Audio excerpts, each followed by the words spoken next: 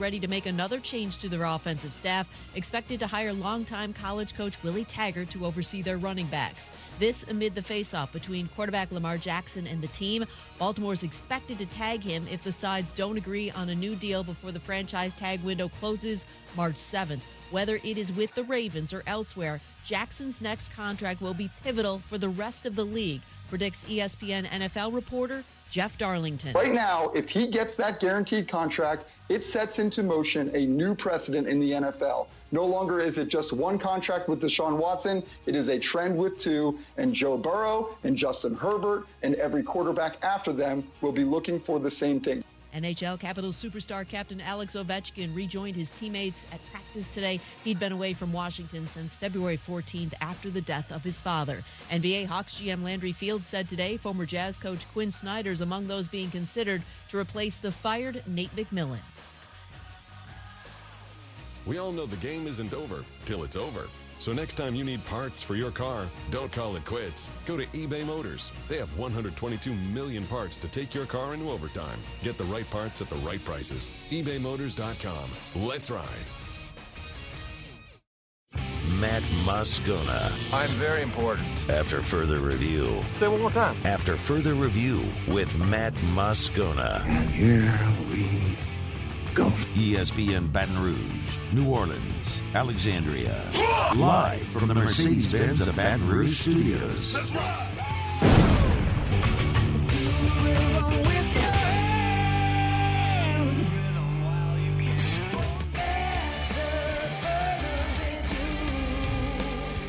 Welcome into a Wednesday edition of After Further Review. Matt Musso in for Matt Moscona. A couple more days this week. Scone will be back on Monday. Jacob Beck and Paul O'Neill along for the ride as well. Big show planned for you here today as we fit the middle of the week. Got some Saints news, some Jets news. They're making insane pitches to Derek Carr, which we'll get to momentarily. More news on the LSU football front as well. The New Orleans Pelicans are set to return from the All-Star break tomorrow. Kind of give you a little bit of a brief preview a little bit later on about what lies ahead for them here in the quote-unquote second half. They're obviously past the halfway point in the NBA season as well. Ron Higgins is going to stop by at 4:15. We're going to talk a little LSU basketball. Of course, the Tigers host Vanderbilt tonight. They're looking to end a 14-game losing streak. That will probably be less about the game and more about the future with LSU basketball because they are just playing out the string. Alden Cartwright, former LSU pitcher, will stop by at 4:30. I want to talk to Cartwright kind of about the first 4 games of the season, what you've seen from the pitching staff. And LSU, it's kind of a weird week for them. They're heading off to Round Rock today for a tournament. Those are becoming more and more popular in college baseball, but it's still relatively new. So kind of how is that week structured? Of course, Cartwright was on the very first LSU team that went over to the Shriners Classic in Houston in 2015. So get his take on that, how it kind of changes their routine up to have to go and do something like that. Of course, that gets underway 2 p.m. on Friday. And we got Pluckers trivia, overrated, underrated, auto locks throughout the show. So we are jam-packed. I do want to start with the NFL and the New Orleans Saints as the Saints continue their offseason trek with contracts and salary cap and things of that nature. Today, the New Orleans Saints re-signed offensive lineman Calvin Throckmorton. Throckmorton was set to be an exclusive rights free agent, but won't be going through that process now. Nick Underhill of NewOrleans.football had the news on Throckmorton. It's a 1-year deal worth $940,000. Of course, Throckmorton has spent his whole career so far with the New Orleans Saints. Signed as an undrafted free agent out of Oregon in 2020. Was on the practice squad during the 2020 COVID season. Played in every game in 2021, so 17 games, made 14 starts at guard over the course of 2021, and made 6 starts this last season while appearing in 14 games. Experience on both the right and left sides of the line. This obviously makes a lot of sense to bring back Calvin Throckmorton. He's been a great depth piece for you, and as we just went through, has had to be more than a depth piece and start. You have injuries every year along the offensive line in the NFL and football in general, and the Saints are no different there. And Throckmorton has been more than serviceable, honestly, when they've asked him to fill in those spots, either right or left guard. Offensive line, when you look at it as a whole for the New Orleans Saints, is fairly interesting. It's one of the positions where they're actually pretty stacked. They've got great numbers there. What can make it a little bit more intriguing is what happens with Andrus Peat this year, right? Obviously, a lot of people point at Andrus Peat and point to him as a cap casualty, somebody who the Saints are not going to be able to keep because you're looking at here in 2023 an $18.3 million cap hit from Andrus Peat. What you do from there, if you go, I mean, it would have to be a post-June 1 cut that would save you $11.8 million towards the cap. So it makes a lot of sense that they would move on from Andrus Peat. That would open up a spot. Calvin Throckmorton, we've gone through the starting experience, but on a one-year deal at $940,000, is that the route you go? Do you try to find depth in the draft to bring in somebody there potentially? The Saints love their interior linemen in the first round. They're that, or of course, as we know, the best available Ohio State player left on the board. But that's an option. So right now you're set up pretty well. When you get to post-June 1, and as many expect, again, you move on from Andrus Peat, it gets a little bit more intriguing. You're probably not going to move Cesar Ruiz. He's going to be your center guard combination there. You do have Lewis Kidd and Yasir Durant who can play both inside and out. But, look, again, you're more apt to put Calvin Throckmorton in that spot than one of those guys. And maybe that is the route they go. It's just if they were thinking that, maybe it's more than the 1 year, $940,000. So right now you're set up pretty well. Of course, Trevor Penning will be back next year and hopefully healthy. Of course, the Liz Frank fracture, he had surgery on that, so he'll recover and hopefully be able to contribute there at tackle. But it's one of the position groups on the team for the New Orleans Saints that they've actually got pretty solid numbers, and you feel good from what that group will give you. It's just who are they going to be protecting at quarterback, right? And that is the main question for the New Orleans Saints offseason. We've talked an awful lot about Derek Carr really since even before he was released by the Raiders, because they granted him permission to go talk to the New Orleans Saints. They were the first team that Carr talked about. We've talked about it every single day this week because of the visit he had with the New York Jets over this weekend, and by all accounts, it went pretty well with the Jets. There's been a bit of a development in that situation because you'll remember the Jets seem to be picking between two guys. Do they want to sign Derek Carr now or attempt to sign Derek Carr now, or do they want to wait and make a run at Aaron Rodgers? Well, Jeff Darlington was on Get Up this morning on ESPN and kind of took a stab at that and really kind of threw water on the whole Aaron Rodgers to New York Jets idea off of something he's been told. I've learned two things in the past 24 hours that make me kind of believe that the Jets, it's time for them to simply sign Derek Carr. The first of which is a conversation I had with a very important Green Bay Packers source, who quite honestly believes that Aaron Rodgers will be back with the Packers and that all of this is being overhyped. He looks at the contract that Aaron Rodgers signed last year, the commitment that he gave to the team, and believes that at the end of the day, Aaron Rodgers will be back with the Packers. That's not overly surprising to me. We kind of talked about that a little bit yesterday. Aaron Rodgers, he hasn't really spoke about anything. The only team he's spoken about has been the Green Bay Packers. When he was on the Pat McAfee show before he went on his darkness retreat, he mentioned the Green Bay Packers. If anything, it's home. It feels very similar to how it played out last year with Aaron Rodgers, where most people thought he was as good as gone, and he ends up back there. You heard Darlington kind of mention that, the commitment he made last year to the team. It makes a lot of sense that he would be back. He mentioned he learned two things. We'll get to the other thing momentarily. But that brings back to the conversation we've had all week. If Aaron Rodgers does, in fact, go back to Green Bay, which seems like that's going to be the likelihood here, how aggressive does New York get? How aggressive does New Orleans get in pursuing Derek Carr? They seem to be the two main teams in that race. Maybe someone else comes up. We've mentioned the Carolina Panthers, but they were very non-committal in if they would bring him in for a visit, him being Derek Carr. If they do, it's going to be down the line. Frank Reich wants to evaluate the roster and all that kind of stuff. We played that cut for you yesterday as well. So it really seems like a two-team race right now. Both visits went very well. The interesting thing is, well, actually, it's not really interesting. It's just kind of funny, and I kind of just want to make fun of the Jets. Is the only reason I bring it up. Jeff Darlington said he had learned two things. Number one was, the Aaron Rodgers likely going back to Green Bay from a high-ranking source within the Green Bay Packers organization. And the other was a report from he referenced a report from Diana Rossini earlier today that the New York Jets, in their visit with Derek Carr, told him that they believed if he signed with them, it would lead to him being a first ballot Hall of Famer, which is laying it on really, really thick. Really, really, really thick. I love recruiting stories, right? I think they're great. I love to hear the lengths that teams in college, pro sports, and when it comes to free agency, anything, the lengths that they're willing to go to nab the player that they're after. This is a pretty good one. Derek Carr, first of all, is never going to be a first ballot Hall of Famer.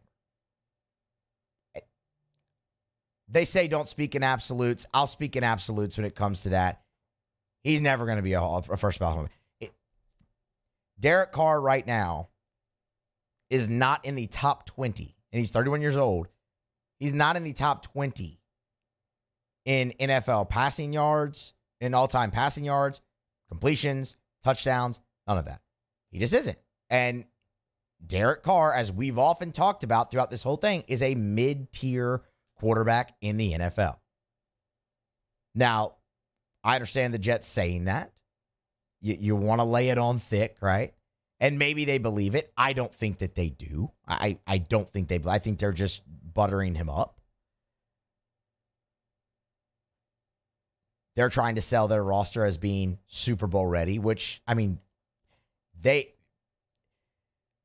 I wouldn't go as far as to say it's Super Bowl ready and just a quarterback away, or at least not Derek Carr away if you're the Jets, right?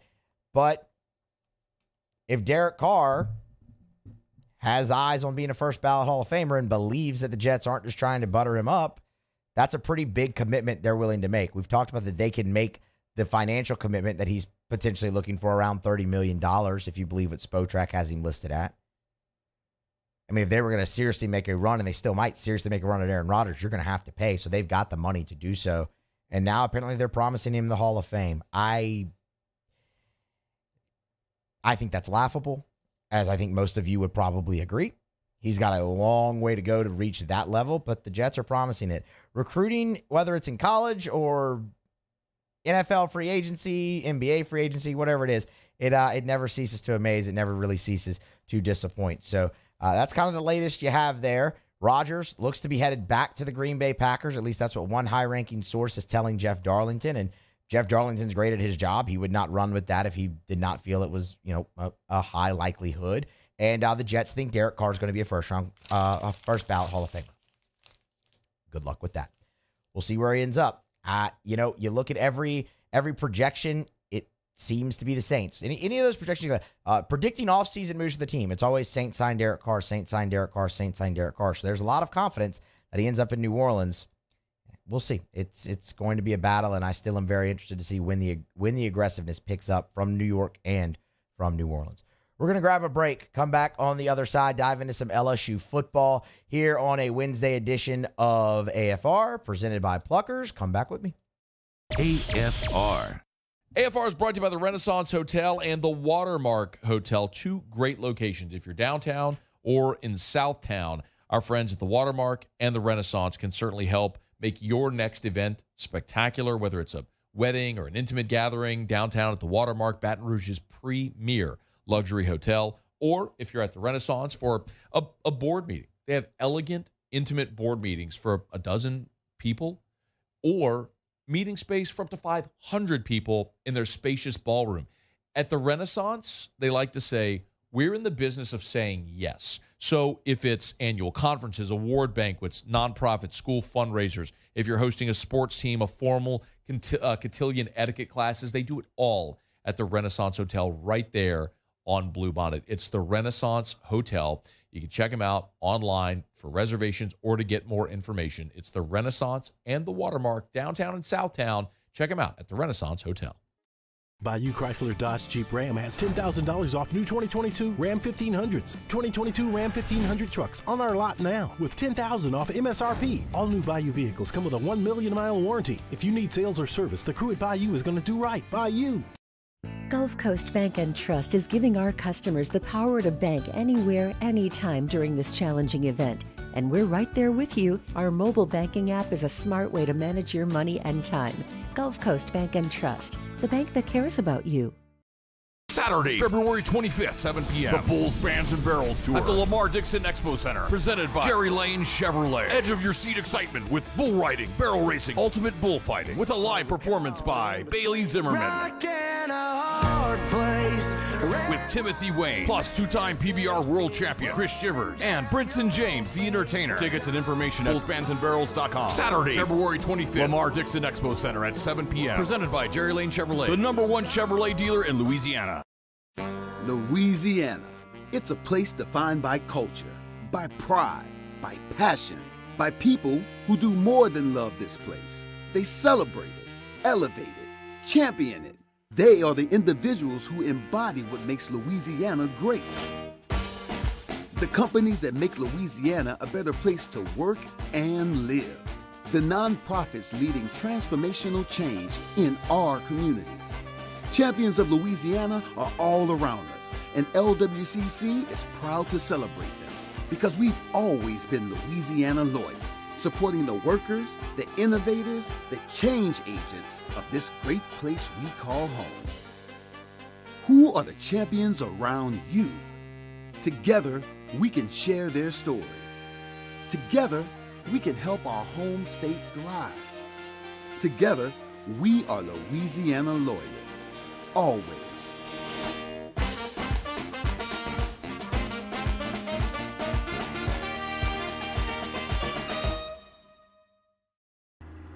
I had to leave my parents. I had to move schools. I don't know anyone here. Everything keeps changing. Why is this happening to me?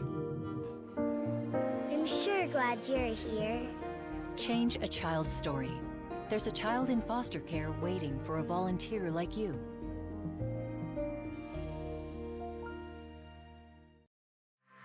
Women who suffer from cardiac arrest outside of a hospital are less likely than men to receive life-saving CPR from bystanders. This is especially true for Black and Latino women.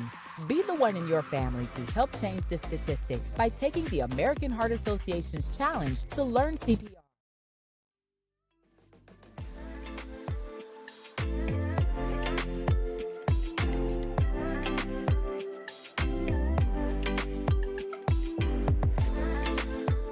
After further review with Matt Moscona, ESPN Baton Rouge, New Orleans, Alexandria. Presented by Pluckers Wing Bar. Open till midnight or later every night of the week, where every Monday is all-you-can-eat wings. Pluckers Wing Bar. If you don't like our wings, we'll give you the bird. Brought to you by Shawbills Tire and Auto Service, ShawbillsTire.com. 18 locations in South Louisiana. Find the location nearest you at ShawbillsTire.com. Bumper-to-bumper auto service and name brand tires at wholesale prices. They will always find a way to get you the best possible price for the best possible tires on the road. That's what they do at Shawbills. And when they get you in by selling you the best tires, the cheapest price possible, they're going to treat you like family, and they're going to treat you so good you're going to keep coming back year after year after year every time you need anything for your vehicle. Tires rotated, oil changed, check engine light on, brakes squeaking, whatever's wrong with your vehicle, bring it to Shawbills. Let them give it the once-over. And you can always schedule online, so it's convenient. ShawbillsTire.com. Find the location nearest you at ShawbillsTire.com. Shop tires online at ShawbillsTire.com. Be sure to ask about the Shawbills credit card as well, because you can save $50 off your first purchase when you use the Shawbills credit card only at Shawbills. It was a newsy day yesterday on Mardi Gras surrounding LSU football. Of course, Brian Polian moving into an off-the-field role away from special teams coordinator. So Brian Kelly will have to replace that position, as well as figure out something to do with the recruiting coordinator spot, which was also occupied by Brian Polian. And then there was the news of the arrest of LSU #1 wide receiver Malik Nabers in New Orleans. So just a refresher, Malik Nabers on Monday evening or Monday night down in the French Quarter, was celebrating Mardi Gras. New Orleans police on foot patrol noticed an L-shaped object in his pocket. It was a gun. They approached him, asked him if he had a permit. He did not. He was subsequently arrested, booked, and then released early Tuesday morning on his own recognizance, not having to post bail. It is a misdemeanor weapons charge, and it has now been dropped. So Malik Nabers is in the free and clear. Off of that, we will await any type of disciplinary action from LSU. Something will happen. With it being a misdemeanor, didn't seem like any type of escalation to the situation, either charge being dropped. It probably won't warrant any missed playing time. I don't know that for sure, obviously, but it seems very minor at this point. So it's now in the past. It's ultimately, it's just great that nothing worse came of the situation, that nobody got hurt. It's a very tough spot to have placed yourself in. Learning experience, you move on forward, and again, nobody got hurt, and nobody's worse for wear with the situation, and you move forward, and Malik Nabers can put it behind him in what is a very important season for him at LSU. Of course, he broke out last year, and you go forward. We'll await any type of disciplinary action, but I would imagine most of that will be handled in-house by Brian Kelly and his staff, and because of the minor offense, I wouldn't necessarily think it warrants missing game time, but we will see. But for now, it's in the past. Malik Nabers' weapons charge that he was arrested on around Monday evening is now been dropped, and the focus turns back to football with LSU star wide receiver, who is expected to go pretty highly in next spring's NFL draft. Not the only LSU football news today, though, as well. So right before I came in here to go on air, so around about 2:45 or so, news came down from via Twitter, that LSU has offered a transfer offensive lineman from Maryland. That is Mason Lunsford. He tweeted out the news himself that he had received an LSU offer. An interesting prospect, Mason Lunsford. A little bit on him right now. 6'7", 305 pounds. He arrived at Maryland as a freshman in 2019, redshirted. So as a redshirt freshman in 2020, appeared in 3 of 5 games, did make a start at right guard in the final game against Rutgers. As a sophomore in 2021, ended up a starter at left guard, started all 13 games. He has received honors from Pro Football Focus. And then last season in 2022, also a starter for the Maryland Terrapins, at the guard position in every game that they played. So plenty of experience. You look at a guy like Mason Lunsford, also a guy with plenty of eligibility left. So because of the redshirt year and then also the COVID year, he's got 2 years of eligibility remaining. He will graduate this spring. He'll actually graduate this spring and be a graduate transfer with 2 years of eligibility remaining. When he came out of high school, Mason Lunsford was a 3-star prospect out of the state of Maryland, of course, committed to the Terrapins, played his first 2 years there. It is part of a battle for LSU to bolster the interior of their offensive line. It's the same conversation we've had previous. You feel really good about the guys you have coming back. Like, you are going to return 6 starters, right? But Anthony Bradford ends up entering the NFL draft. That catches some by surprise, but you expect Garrett Dellinger to slide right into that spot and go forth. So really, Dellinger played so much last year, it's like you're returning 5 starters anyway, and you feel good about that. But you had so many enter the transfer portal kind of from your backup ranks on the offensive line that you have to build that depth back up. And LSU's offensive line is one of the most improved units from the team last year, right? You returned a lot, but they weren't very good. They take the step forward, help lead you to the SEC Western Division Championship and a trip to Atlanta, and now you get those guys back. You just have to build the depth. So Mason Lunsford is a guy that LSU has offered. Again, he will graduate in 2023 and have 2 years of eligibility left, a 2-year starter from Maryland. Interior player, 6'7", 305 pounds. So Power 5 transfer. And look, the transfer portal has been really good to Brian Kelly on the offensive line already in his time at LSU. I mean, look at a guy like look at a guy like Miles Frazier. So you just have to replenish some numbers there if you're LSU. And it kind of goes back to a little bit of what we talked about there in the first segment with the Saints. Injuries are going to happen. You have to have capable backups. Mason Lunsford would absolutely 100% check the box of a capable backup if LSU is to land him. That is one position you'll see now really up and through spring as well that LSU will be after when it comes to the transfer portal. And you'll have a whole other crop of guys after spring because the window opens back up. So that's where they stand now. Mason Lunsford, 2-year starter at Maryland, offered in the portal by the LSU Tigers. Getting set to grab our second break here of the day.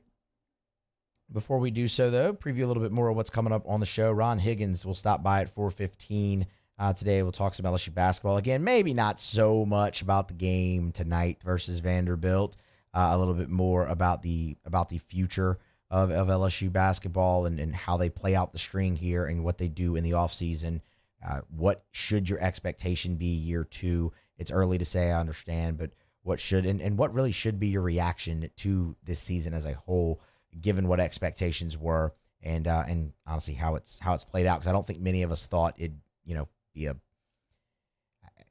You probably understood. Okay, they've rebuilt the whole roster. It's going to be a slow build up, but I don't really know if anybody expected one of the worst seasons in school history. So, kind of interesting to talk that. And then Alden Cartwright's going to stop by and talk some baseball with us as well. We'll have Otter Locks to wrap up the show. A 2-3 night last night for Otter. Xavier kind of screwed us there on a potential winning night. They were covering and winning actually for the majority of the game. Kind of took their foot off the gas late, and not only did they not cover, they lost outright. So that one is the one that stings the most. But 2-3 night, you'll take it. Not the worst thing that could have happened. And Otter will be back with us to wrap up the show today with more picks, more college basketball, I would imagine, as well as we wait for the NBA to come back off of the All-Star break on Thursday. All right, we're going to grab a break, come back on the other side. We'll go around the SEC, and we'll talk Pels to close the first hour here on a Wednesday edition of AFR, presented by Pluckers. AFR. Orleans Flooring, online at nolaflooring.com. 2 locations, Metairie, and, of course, Airline Highway in Prairieville. If you're going south on Airline in Prairieville, you pass the Walmart, look to the right. You can't miss it. It's New Orleans Flooring. Go to nolaflooring.com, nolaflooring.com. The thing that really sets them apart, look, they've got amazing people. You can go see Terrell. You can go see Big Sean. Great people there. They got everyday low prices. You can get the free in-home estimate. They got the mobile showroom. You can get inspired there on the website. It's a great resource to go to. Financing is available. But what sets them apart more than anything is they cut out the middleman. Because they have more than 1 million square foot of product in stock, they cut out the middleman and they can give you the best price. I mean, you're talking about saving 40, 50, 60% on flooring. Go where the pros go. Go to New Orleans Flooring. That's nolaflooring.com. 2 locations, Metairie and Prairieville, and online at nolaflooring.com. I've been doing business with Luba for 25 years. They're dependable, trustworthy. It's just the attention to detail with our clients. Our folks have years and years of experience. They're highly trained professionals. But many companies have that asset. What I'd like to think makes Luba a bit different is that we use those talents in a way that truly is dedicated to serving the needs of the folks who depend on us.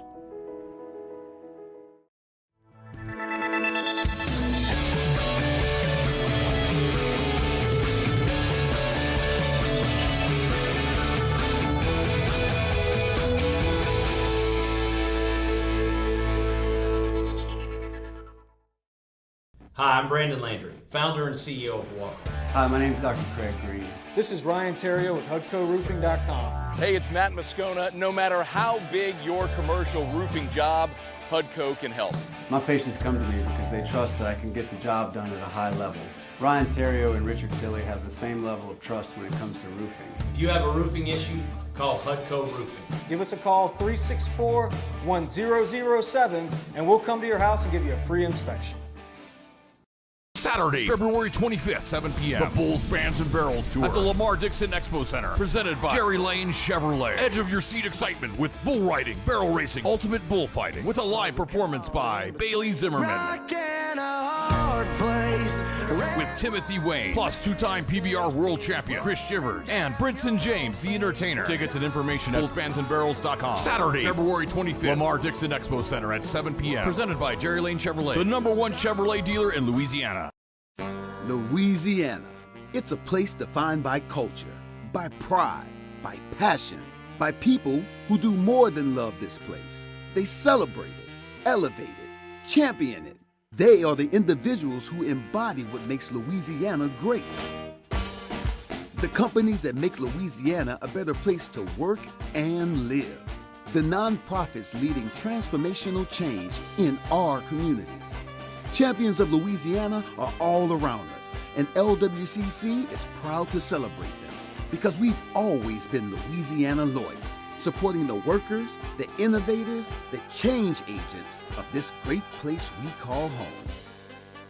Who are the champions around you? Together, we can share their stories. Together, we can help our home state thrive. Together, we are Louisiana loyal. Always.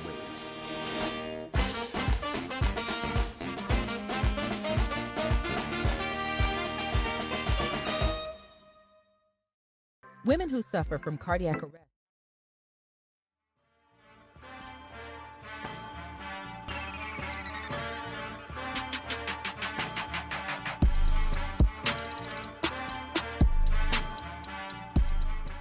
After further review with Matt Moscona, ESPN Baton Rouge, New Orleans, Alexandria. Presented by Pluckers Wing Bar. Open till midnight or later every night of the week, where every Monday is all-you-can-eat wings. Pluckers Wing Bar. If you don't like our wings, we'll give you the bird. We remind you about Michelli Weighing and Measurement, Michelli.com. That's where you can check them out, Michelli.com. Remember, at Michelli, they do offer ISO 17025 accreditation. You can learn more at Michelli.com and other accreditations and standard calibrations as well. Michelli.com, Michelli.com. All of their different services and products are at the website. The website is a great virtual font of resources. So many times, clients will say, oh, I didn't know you did that. So go to Michelli.com. The track system that they offer is a great asset. Track records, assets, and calibrations. It's an acronym. And what this allows you to do is track the status of the calibration of your devices. And then it also gives you a record of those calibrations at your fingertip online for free, 24/7, 365, so you can be more efficient. Michelli Weighing and Measurement. Back here on a Wednesday edition of After Further Review, we're brought to you by Pluckers. Musso sitting in for Scone. Scone on vacay until Monday. He'll be back then, recapping everything he missed. Till then, I'm taking over the controls. And, well, I guess not taking over the controls. I guess I'm normally on the controls. So I'm just taking over. I'm just taking over the show. It's my show until Scone gets back on Monday. We're gonna go around the SEC here momentarily. Did want to mention this because this was a scary story when it happened involving Peyton Hillis, and now he has finally spoken about it on the record for the first time. You'll recall, obviously, former NFL running back Peyton Hillis, former Arkansas Razorback Peyton Hillis as well, was hospitalized last month and spent a lot of that hospital stay in the intensive care unit after helping to rescue several people from a swimming accident in Florida, including his own children. And in doing so, risked his life and put himself in the hospital. He needed a ventilator during that hospital stay and has recovered over the course of a couple of weeks, was released from the hospital a month ago, and finally just yesterday posted to Twitter thanking his family and medical personnel for being, quote, truly amazing, along with all those who sent good wishes and prayers in his directions. This is part of the post as well. Quote, I haven't taken any interviews on this because I'd like to keep my family out of the public eye because it was a very traumatic time for us. But I did want to come on here and show my appreciation for everyone who helped save my life and for all your prayers, love, and support. I left the hospital with no worries or concerns and should make a 100% recovery. I'm a very lucky and blessed man. That's great news, man. I mean, Peyton Hillis, just from a human element aspect of it, obviously you don't wish harm or ill will on anybody. So for him to be able to make a full recovery from that after a very scary situation is fascinating. I've always kind of found Peyton Hillis fascinating in and of itself. I mean, that's a guy who came obviously out of Arkansas, shared a backfield with Darren McFadden and Felix Jones, broke all of our hearts here in November of 2007, catching that 4th down conversion late in the triple overtime loss to Arkansas. That's honestly always the first memory I have whenever Peyton Hillis is brought up. But went from being, number 3 in that backfield to carving out arguably the best NFL career out of all of them. I mean, the guy got a Madden cover. Peyton Hillis got a Madden cover. That was wild. In his time from 2008 to 2014, played for the Broncos, Browns, Chiefs, and Giants.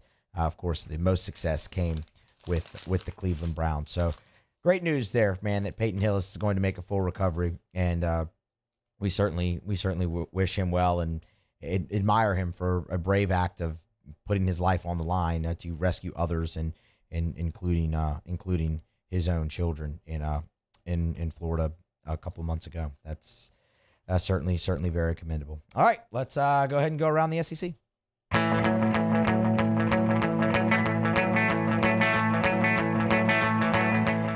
Around the SEC, presented by Gulf Coast Office Products, excellence in imaging solutions. The Florida Gators. Billy Napier confirmed today that defensive coordinator Patrick Toney is leaving after one season to take a position with the Arizona Cardinals.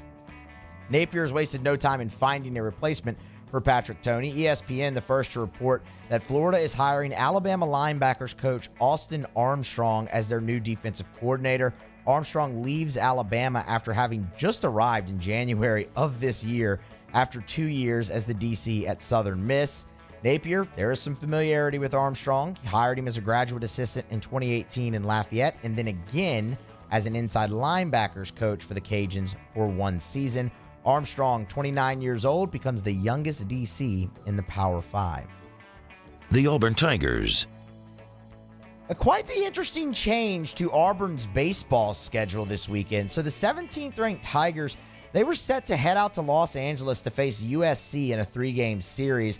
Pretty awesome series, if you ask me, honestly. But due to the weather forecast in L.A., the series has been moved to Plainsman Park in Auburn. The forecast in L.A. calls for a 100% chance of rain all day, both Friday and Saturday. So, to Auburn they go. First pitch is set for 6 p.m. on Friday night. The Ole Miss Rebels. Rebels ace Hunter Elliott, he will not pitch this weekend versus Maryland. Head coach Mike Bianco announced Tuesday following the win over Arkansas State. Elliott is experiencing tightness in his forearm after throwing 5 innings in his opening day start. Mike Bianco said, quote, "It's not normal for him. Felt it again on Sunday. Threw, though, felt okay and no soreness throwing. Threw again on Monday, but for precautionary reasons had an MRI on Monday afternoon. Still don't really have the results yet." Bianco said they sent the MRI off to several orthopedics in hopes of gathering information to formulate the best plan of attack. Junior Jack Doherty will replace Elliott and start on Friday for the Rebs.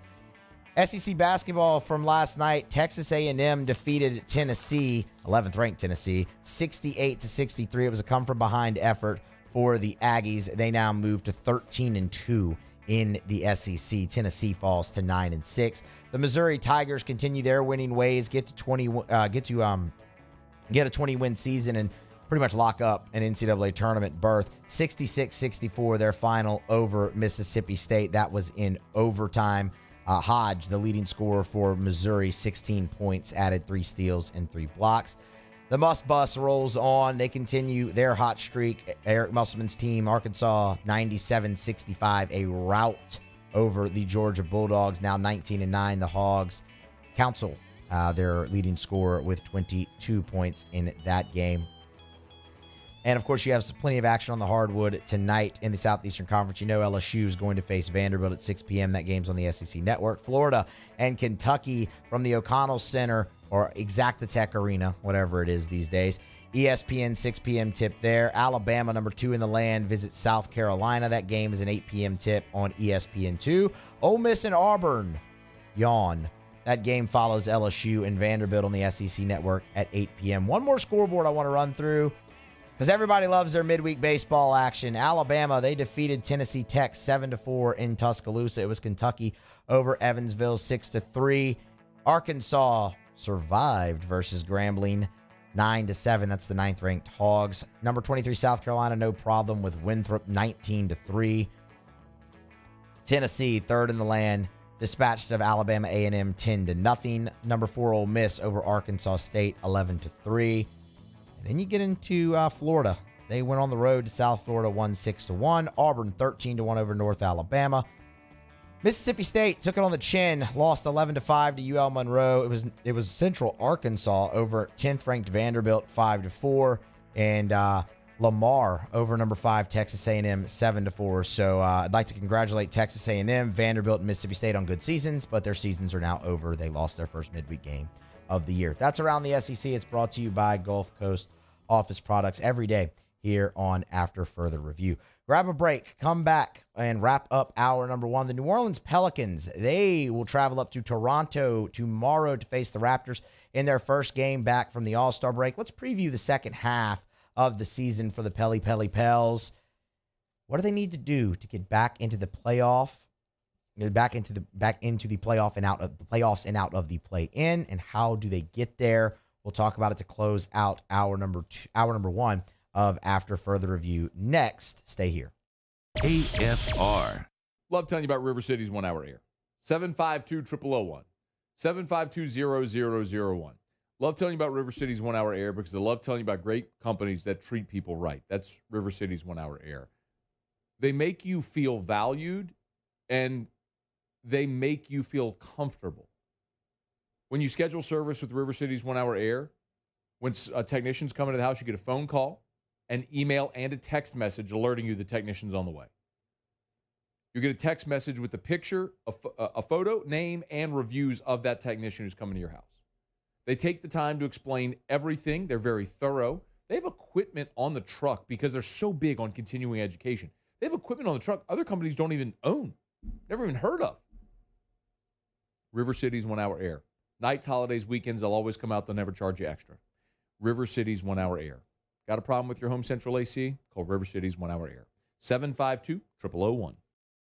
Follow us on Twitter at 1045ESPN to cast your vote in the Citizens Bank and Trust poll of the day. Vote daily inside off the bench, anytime.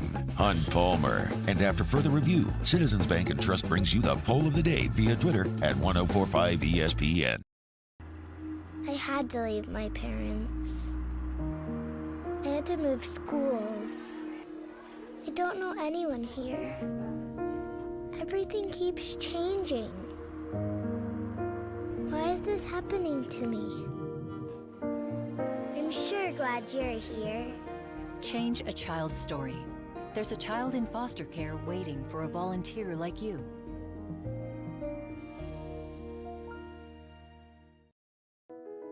I've been doing business with Luba for 25 years. They're dependable, trustworthy. It's just the attention to detail with our clients. Our folks have years and years of experience. They're highly trained professionals, but many companies have that asset. What I'd like to think makes Luba a bit different is that we use those talents in a way that truly is dedicated to serving the needs of the folks who depend on us. Women who suffer from cardiac arrest outside of a hospital are less likely than men to receive life-saving CPR from bystanders. This is especially true for Black and Latino women. Be the one in your family to help change this statistic by taking the American Heart Association's challenge to learn CPR. Be the beat for someone you love. You can make a difference when it matters most. Go to heart.org today to take the CPR challenge and save lives.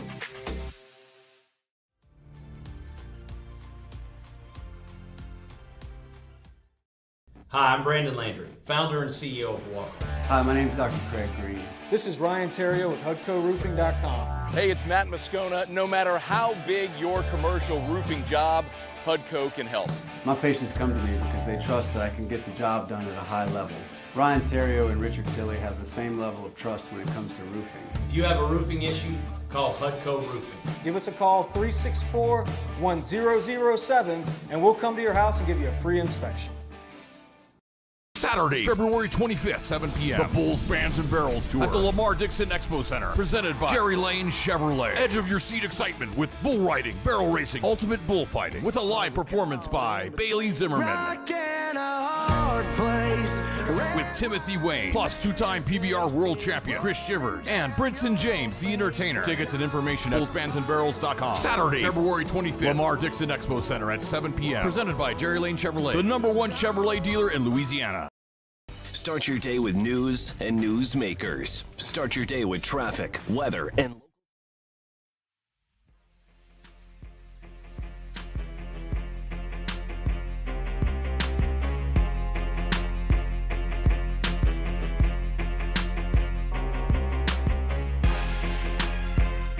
After further review with Matt Moscona, ESPN Baton Rouge, New Orleans, Alexandria. Presented by Pluckers Wing Bar. Open till midnight or later every night of the week, where every Monday is all-you-can-eat wings. Pluckers Wing Bar. If you don't like our wings, we'll give you the bird.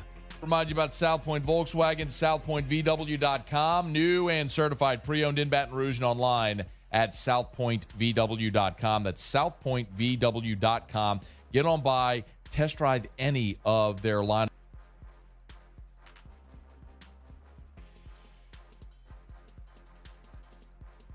Back here, wrapping up hour number 1 on a Wednesday edition of After Further Review.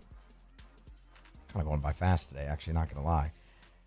Talk some New Orleans Pelicans here momentarily, but I see in the Bayou Ford YouTube chat, they're asking for a certain drop over there. Did you find the Cartwright drop?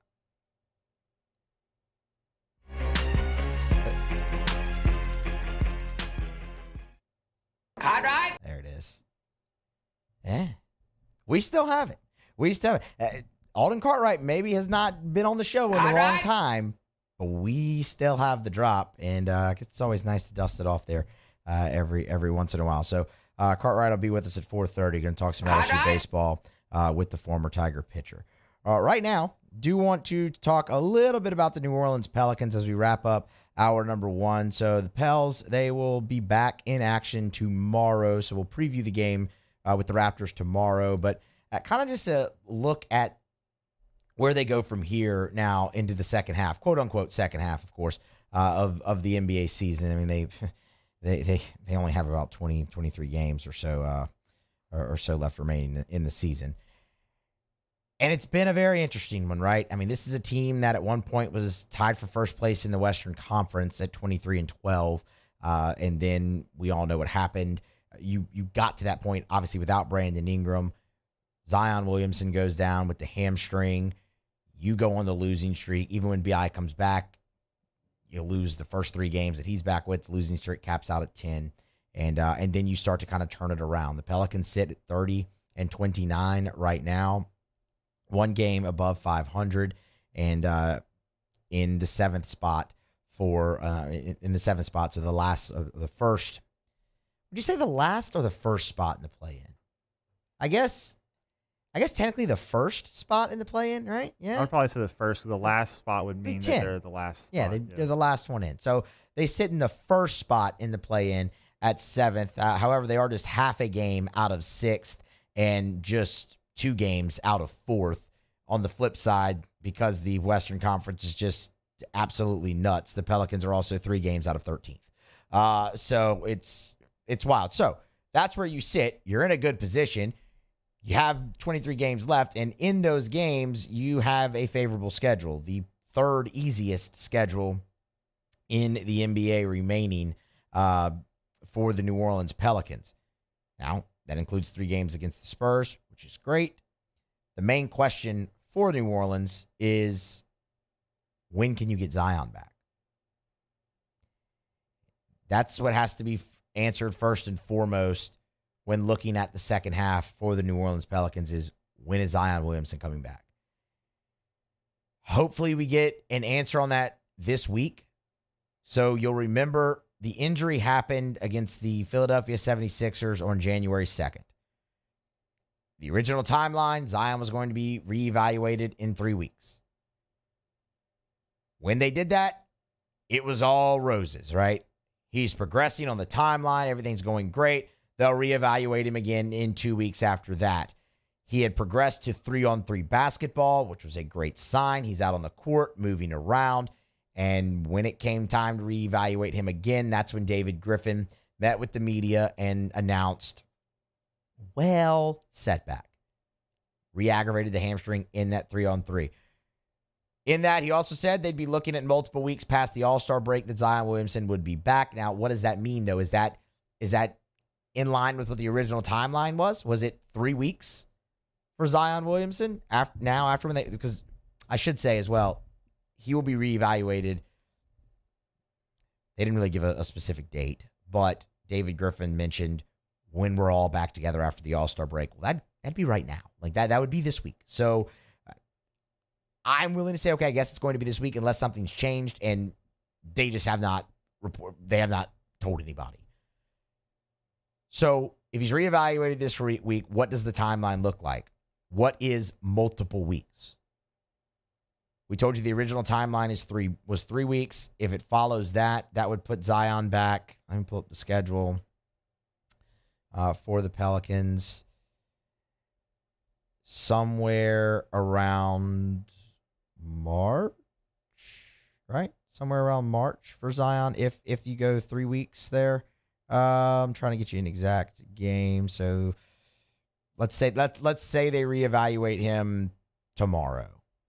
You play the Raptors, or you're in Toronto, so they'd probably wait till you get home. You're looking maybe at the middle of March, so maybe Lakers or your back-to-back games against the Houston Rockets in the middle of March there potentially, or is it longer than that? That all remains to be seen. So in the meantime, you roll on how you have been without Zion Williamson. Now, we've mentioned the schedule. It's the third easiest remaining in the NBA the rest of the way. You have 3 games against the Spurs, who are not very good. You play the Rockets, looks like 3 more times you play the Rockets 2 more times. They're the worst team in the league. That obviously goes a long way. So what's your formula? Well, your formula is the same thing it was last year. Brandon Ingram and CJ McCollum. Those two led you into the play-in, through the play-in, and into the playoffs, and had you on the cusp of knocking off the Phoenix Suns, in all honesty, in the first round. You feel good about that. You feel really good about the way that Brandon Ingram is playing as well. It was a bit of a slow start for him coming back, obviously, but really in the second half of that game against the Lakers is when Brandon Ingram really started to show exactly who he was, and since coming back, he's averaging 29 points, 4 assists, 29 and 4 is what BI is averaging. So that's been fantastic. And again, they have experience in this, and I think that's huge. And I know Willie Green's been asked about this a lot. How much does that play in that you went through this last season? That you didn't have Zion at all, and you knew he wasn't coming back. Now there's at least a light at the end of the tunnel, supposedly, that he could be back. With that experience, you add Josh Richardson. That looks like it's going to work out really well. You'll figure out where his minutes come from and all of that. I know that's obviously a huge topic with Pelicans fans, but you still have the young core. Trey Murphy has made exceptional growth here in this season. Jose Alvarado, same thing. You group that together a year older with Brandon Ingram, with CJ McCollum, who, again, have already brought you through something like this before. I think it puts you in an even better position. You add that in to the schedule for the Pelicans. I think they can make a run at this. I think they can get into the playoffs and not just in that 6th spot. I think there's a chance for them to get even into the 5th spot. 4 is going to be a bit optimistic, even though you're only 3 games out. That's still a bit optimistic. That's currently occupied by the Phoenix Suns, and they made a pretty splashy move. And it's occupied by the Clippers. The Suns are now 5, but Suns should climb once Kevin Durant, their shiny new trade acquisition, is finally healthy again. they're going to make a run. But that's where they stand. They have a nice path in front of them. It's easy to see them having success. It gets started tomorrow night. They'll be in Toronto facing the Raptors. We will preview that game for you tomorrow, and it starts a very important second half for the Pelicans. Again, a half game out of the 6th spot right now in the West, 2 games out of 4th, and also, 3 games out of 13th. So it's going to be a fun second half. It's going to be very entertaining to watch the New Orleans Pelicans. When can they get Zion back? That's the main question. Hopefully we have more answers to that by the end of the week. Grab a break, come back on the other side. SportsCenter, CBS, Chris Trapasso at CBS, a 2-round NFL mock draft. Tell you what he has the Saints doing. Also tell you the LSU players that go in this 2-round mock draft. And the first LSU player off the board may surprise you. It did surprise me. We'll talk about that to start the hour. Ron Higgins and Alden Cartwright as well in the next hour as well. And then Otterlocks to wrap up the show in the 5 o'clock hour. Stay here. Hour 2 of AFR is next. AFR. Remind you about South Point Volkswagen, southpointvw.com. New and certified pre-owned in Baton Rouge and online at southpointvw.com. That's southpointvw.com. Get on by, test drive any of their line of vehicles over at South Point. Remember, I tell you all the time, 9 different IIHS top safety picks. It's the highest safety designation a vehicle can get. It's one of the reasons I love driving my Volkswagen is I know every time I put Drew in his car seat and I'm driving, I'm in one of the safest vehicles on the road. Erica drives a Volkswagen. Every time she leaves the house in her car, I know she's driving one of the safest vehicles on the road. And by the way, they're stylish and affordable and fun to drive. It's at South Point Volkswagen. Remember, the all-electric, first electric SUV for everyone, the Volkswagen ID4. You can make your reservation right now at southpointvw.com. It's South Point Volkswagen. What's your direction? We get it done with strength, commitment, dedication, grit.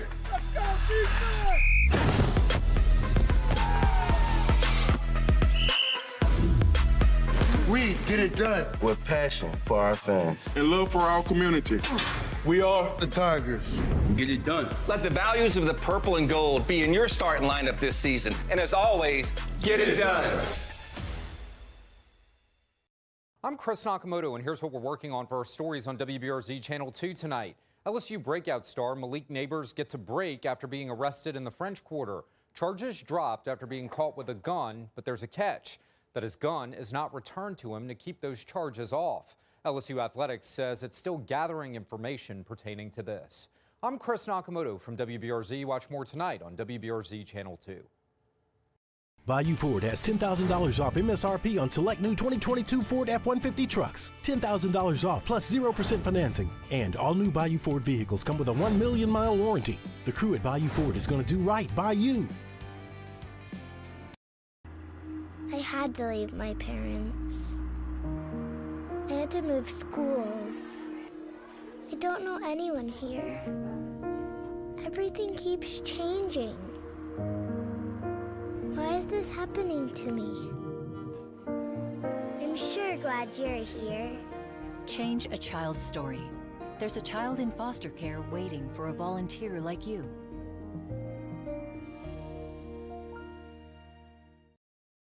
Louisiana.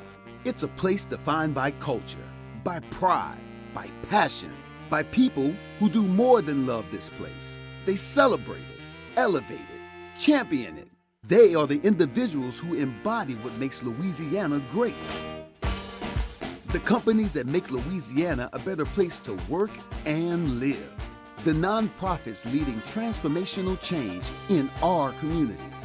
Champions of Louisiana are all around us, and LWCC is proud to celebrate them because we've always been Louisiana loyal, supporting the workers, the innovators, the change agents of this great place we call home. Who are the champions around you? Together, we can share their stories. Together, we can help our home state thrive. Together, we are Louisiana loyal. Always.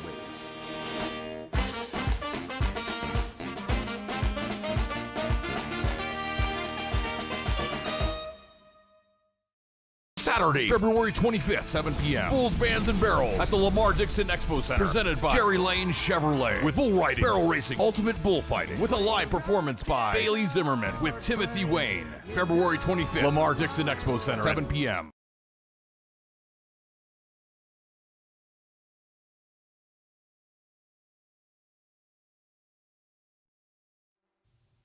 This is SportsCenter. I'm Christine Lisi. 49ers quarterback Brock Purdy delayed today's scheduled surgery to repair a torn UCL due to swelling in his right elbow. The hope is he can have the procedure done next month. Purdy's set to miss the entire offseason program and return in late August. Trey Lance, recovering from an ankle fracture, expected to be healthy for offseason activities. With what the Niners have invested in Lance, he will be their starter once the season kicks off, in the opinion of our Keyshawn Johnson. 2 years ago, they climbed all the way up to go get him in the draft. They gave up a haul to go get him. Not only that, they decided to move on from Jimmy G because he was their guy. I don't believe that Trey Lance is in the fight of his life to start for the San Francisco 49ers. If he stays healthy, he takes care of business at OTAs, minicamp, and training camp, he'll be the starter come September. Key of Keyshawn, J-Will, and Max. NHL superstar winger Alex Ovechkin has rejoined his Capitals teammates. He'd been away from the team since February 14th following the death of his father. He's expected to return either tomorrow night versus the Ducks or Saturday against the Rangers. Washington went 0-4 in his absence. We all know the game isn't over till it's over. So next time you need parts for your car, don't call it quits. Go to eBay Motors. They have 122 million parts to take your car into overtime. Get the right parts at the right prices. ebaymotors.com. Let's ride. Matt Moscona. I'm very important. After further review. Say it one more time. After further review with Matt Moscona. And here we go. ESPN Baton Rouge, New Orleans, Alexandria. Live from the Mercedes-Benz of Baton Rouge studios. Let's ride.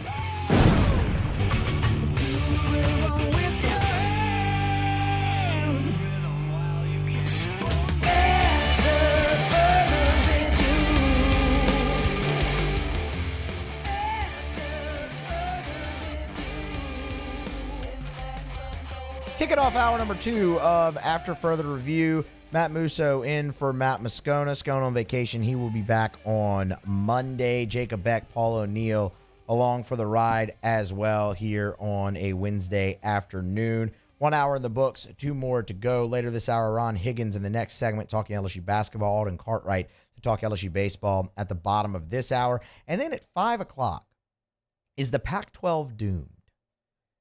It may be a little bit closer to doomed than not doomed for the Pac-12. Pete Thamel at ESPN dove into it. We'll look at what scenarios they have to stay afloat here in the not so distant future for the Pac-12. I think a lot of people, once the Big Ten and the SEC really started expanding. You thought, okay, maybe is the Big 12 the first to go? You knew one conference would probably fold eventually. Would it be the Big 12? Now it looks like it actually might be the Pac-12 out there on the West Coast. So we'll talk a little bit about that at 5 o'clock as well. Otterlocks will wrap up the show in the final segment. To start this hour, though,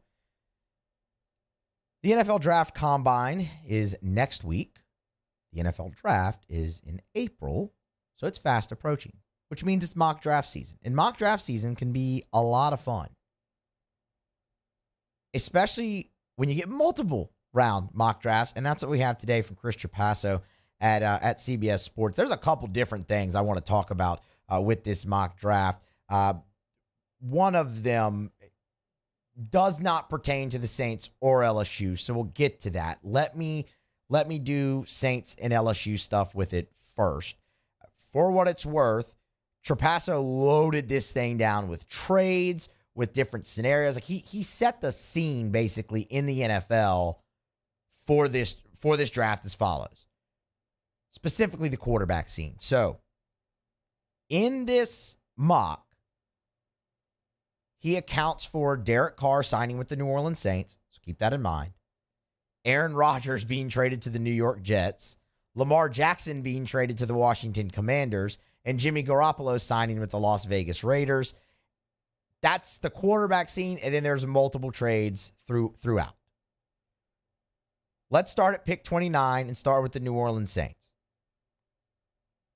And in this mock draft, Chris Trapasso has the New Orleans Saints taking Zay Flowers, 29th overall, a wide receiver out of Boston College. Keep in mind, he has them signing Derek Carr. So after the Carr signing in this mock scenario, the Saints have to add weaponry to the offense. They do that with the small but sensational Flowers. I'm not saying the New Orleans Saints won't take a wide receiver in this draft. I have a hard time believing they would do it in the first round in back-to-back years. Before Chris Olave, the only wide receiver the Saints take in with this lineup in the front office in the first round was Brandon Cooks. It's not something they do very often. So I find that hard to believe. I'm sure Zay Flowers is a fine prospect. He's the 6th ranked wide receiver in this draft, according to Chris Trapasso, and the 42nd ranked prospect overall in the draft, which oddly enough is the Saints, like in the range of their other pick. But anyway, I find that hard to believe. And the Saints, they're not necessarily in a terrible spot wide receiver wise anyway. I mean, you have Chris Olave. He'll be your number one, obviously. I think you liked what you saw a lot from Rashid Shaheed, and you got him involved throughout the season, more and more throughout the season. Now you have a whole offseason to potentially plan for a bigger role from him. There's that. We all think and assume Mike Thomas will be cut, just the way they restructured that contract. So, yes, you are losing that. Maybe you go out and re-sign Jarvis Landry to another short-term deal there. There are options for them other than drafting a wide receiver in the first round. That's just, it hasn't been in their nature, and I would be surprised if they do that 2 years in a row in the first round. I think you're much more likely to see a lineman, defensive or offensive there for the New Orleans Saints. We talked about that a little bit in the show open today, with them potentially wanting to cut ties with Andrus Peat and them re-signing Calvin Throckmorton today. Maybe that's a spot you look interior offensive line there. He has Zay Flowers. Maybe we'll see.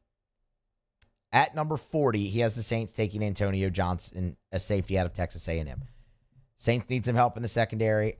Maybe not in the immediacy, but definitely down the line. I could see that being the case. That's an interesting pick to me there, potentially, because I think they are very strong in the secondary. New Orleans, I thought that was a spot that you played really well, actually, throughout the season, whether it was corner or safety. I mean, Tyrann Mathieu, while it wasn't maybe the wild, turnover force numbers that you expect from the New Orleans Saints defense as a whole, and maybe even a guy like Tyrann Mathieu had the most tackles of his career this year. In his first year in New Orleans, and again was in the Pro Bowl. So, I mean, that's an interesting spot. That may be a play for down the road. I think my feeling, it's the same as a lot of others. If Hendon Hooker is there at 40, the Saints have got to take him. I don't care if you sign Derek Carr. Derek Carr is not your quarterback of the future down the line. Derek Carr is your stopgap. Get you a free agent quarterback, whether it's Carr, whether it's bringing back Andy Dalton on a 2-year deal, whatever it is, and then try and draft someone who you think is your future. And if that's the path you take, Hendon Hooker makes a lot of sense for multiple reasons. It's not just the upside the guy has. He's also coming off of injury. If you have a veteran there to hold the line, then you bring in a guy like Hendon Hooker, that could work out immensely well, I think. So, look, they want to go defense there. Again, wouldn't necessarily surprise me. But for me, if Hendon Hooker's on the board for New Orleans at 40, it's just... That's somebody, for me, you have to take. I think he's going to be obviously one of the better available players there at a position of need. Go for it. Switching gears from the Saints to LSU in this draft. There were no LSU players in the first round. There was one right outside of the first round. And in a normal year, would have been in the first round in this mock. Remember, because Miami forfeited a pick, there's only 31 picks in the first round instead of 32. And it's probably not the LSU player that many of you are thinking of. 32nd overall in this draft, it's the Pittsburgh Steelers. Chris Trapasso has Kayshon Boutte going 32nd overall to Pittsburgh. Kayshon's going to be very interesting. Look, obviously after his breakout freshman year, everybody said no doubt first round pick. Nothing can derail it. We know the story. He was on that trajectory in his sophomore season. The injury derailed that. This year, there was just the production lacked, and he ends up returning for the bowl game, then declaring for the draft after announcing that. It's been a whirlwind kind of with Kayshawn throughout his junior year at LSU. Many believe he can go to the combine, test out really well, and shoot back up draft boards. I am one of those people. I don't know if it's I would have him also second rounder, maybe not that early of a second rounder, probably maybe a mid second rounder. That's where I think. I think he's in that 40 to 45 range. If he goes and tests off the charts of the combine, which many believe he can do, could he get back up to 32? Sure. I'd love to see it for him personally. I think that'd be awesome. Wherever you get Kayshawn Boutte in this draft, you're potentially getting a first round talent. Just, second or third, wherever you get him, you're getting a first round talent, even if it's not in the first round. So that'd be fantastic. The guy many of you probably expected to see in that spot was B.J. Ojulari. B.J. Ojulari is actually mocked at number 42 in this draft to the Cleveland Browns by Trapasso. That'd make a lot of sense, too. The Cleveland Browns love them some LSU players. I mean, they've drafted plenty of them throughout the years, whether it's Greedy Williams or Grant Delpit, of course, Jacob Phillips. I mean, I think they have the most LSU players currently on their roster of any team in the NFL. So that would make an awful lot of sense. I hate for BJ to be down, kind of in the middle of the second round there. I really thought that he would be knocking on the door of the first round, and he still might when he goes to the combine and whatnot and tests there. But at worst, I figured it'd be early second round or late first for BJ, and it still might. It's just a mock draft, obviously. But that's it. Those are the only two LSU players as well in this mock are Kayshawn Boutte at 32 and B.J. Ojulari at 42. For what it's worth, Trapasso had Hendon Hooker, who we talked about extensively with the Saints, 47th overall to the Ravens, with a mock trade from the Commanders. Of course, in this, the Commanders would have had to give up that pick for Lamar Jackson. They traded for him in his mock. It's wild, but that's where it is. The guy who has no ties to LSU or the Saints is the guy that he has going number 1 overall, and that's Anthony Richardson, and I think that's laughable. I don't understand it. He has the Colts making a mock trade with the Chicago Bears, moving up to number 1, and drafted Anthony Richardson. There's plenty of reason for me to not really get it. But first, he says, I think Richardson is going to emphatically remove the lid from Lucas Oil Stadium at the Combine. That will lead the Colts taking a chance on him, giving the hiring of former Eagles offensive coordinator as a head coach, and the similarities that Richardson has to Jalen Hurts and all-pro upside. That's what you hear with Anthony Richardson is the upside. The upside. And I get it. He's got a huge arm. He can run. He's extremely athletic. But at some point, doesn't production on the field have to matter? Like, you are going to take Anthony Richardson over Bryce Young or over CJ. Why? And why would they move up? Wouldn't he be there at 5? I mean, are we really thinking that this many teams are considering taking Anthony Richardson over Bryce Young? I don't get it. I understand sometimes you fall in love with the measurables of a quarterback, but Anthony Richardson feels like, to me, just based off of production, the eye test, what you've actually seen him do on a field. And granted, it's in college football, I understand it is in the SEC, but he feels more closer to Mitch Trubisky at 2, like the Bears selected, than he does that all-pro upside immediately and worthy of a number 1 overall pick. I'm not the GM of an NFL front office. Honestly, thank goodness. I don't have to make that decision. That is eye-popping, though, and it's not uncommon, just the bouquets you've continually seen thrown in the direction of Anthony Richardson. Again, the measurables, all that there, whatever, I get it. Trapasso even has him ranked the 4th overall quarterback in the draft.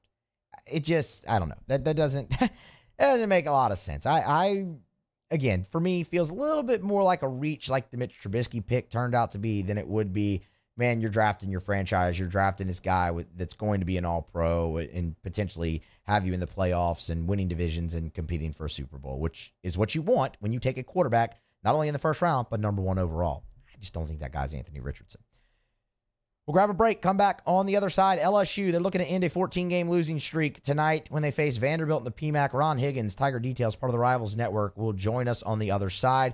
We might talk a little bit about the game, but really it's going to be about the future of LSU basketball as they just play out the string here and head into the offseason and prepare for 23-24. That's next on AFR, presented by Pluckers. Stay here. AFR.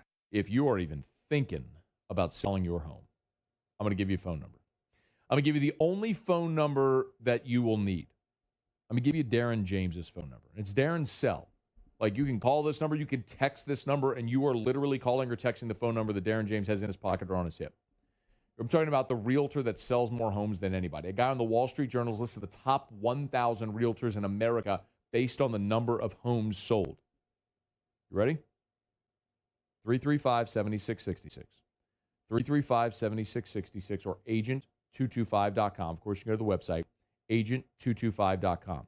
If you need to sell your home, you need to maximize your return on the home, you want a hassle-free, pleasant experience, you need Darren James.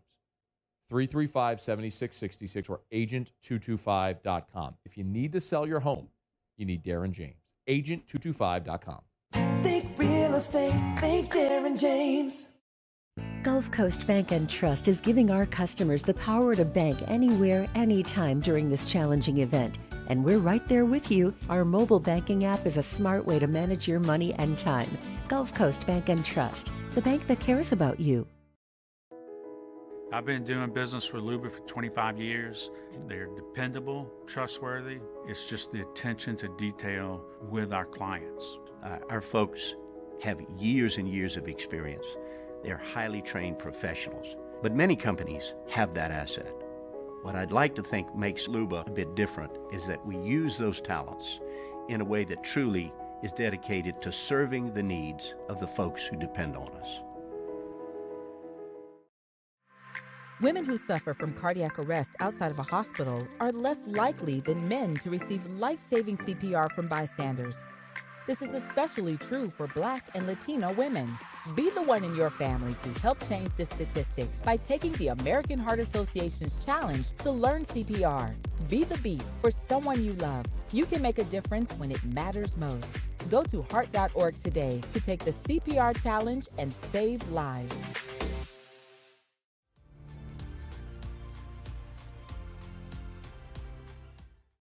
Hi, I'm Brandon Landry, founder and CEO of WR.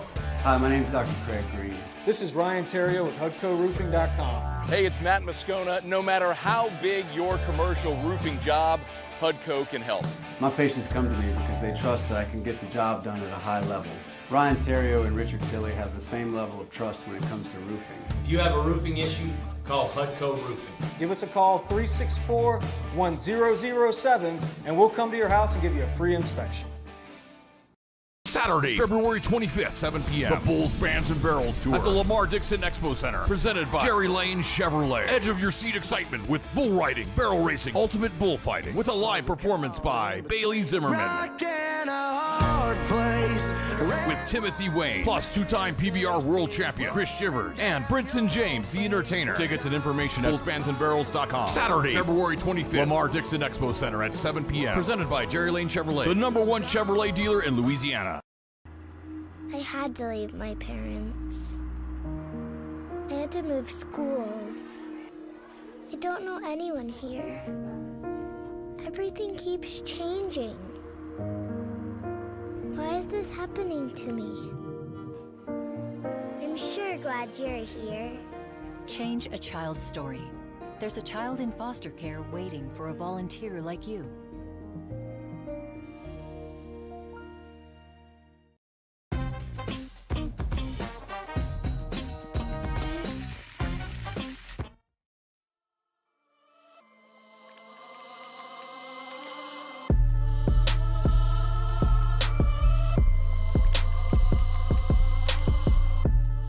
After further review with Matt Moscona, ESPN Baton Rouge, New Orleans, Alexandria. Presented by Pluckers Wing Bar. Open till midnight or later every night of the week, where every Monday is all-you-can-eat wings. Pluckers Wing Bar. If you don't like our wings, we'll give you the bird. Brought to you by Mold Zero, mold-0usa.com. That's mold-0usa.com.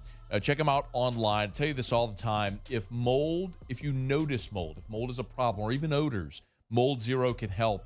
And so often people see mold and they think, we're going to have to cut sheetrock. We're going to have to pull things out of the wall. No. With Mold Zero, this is easy. This is minimally invasive with little or no disturbance in that respect. They'll come in. They will spray their fog. You let it dwell. Wait about a couple hours or so for the fog to dissipate. Then you go back into your home. That fog gets into every nook and cranny, so it kills mold and other pathogens. It'll remove odor. They service the entire greater Baton Rouge and greater New Orleans area. So check them out at mold-0usa.com to get that free quote and estimate. mold-0usa.com. Is tonight the night that LSU men's basketball snaps the 14-game losing streak? We'll start to get our answer at 6 p.m. when they welcome in the Vanderbilt Commodores to the PMAC in hopes of ending that streak. Ron Higgins, Tiger Details, part of the Rivals Network, joins us now. He's on Twitter at Ron Higg. Ron, we appreciate the time. How are you? I'm just leaving for the arena right now to beat all the traffic there. Yeah, man. There were so many people posting pictures of the arena prior to South Carolina, and it was sparse. Is that being too kind? It wasn't pretty. That's for sure. But look, when you're on a 14-game losing streak, what else can you expect? We might get to the game here towards the end, but I think most people understand what this season is now, and so many people are asking questions already about the future, so I'd love to get some thoughts on that. But first, Ron, in your opinion,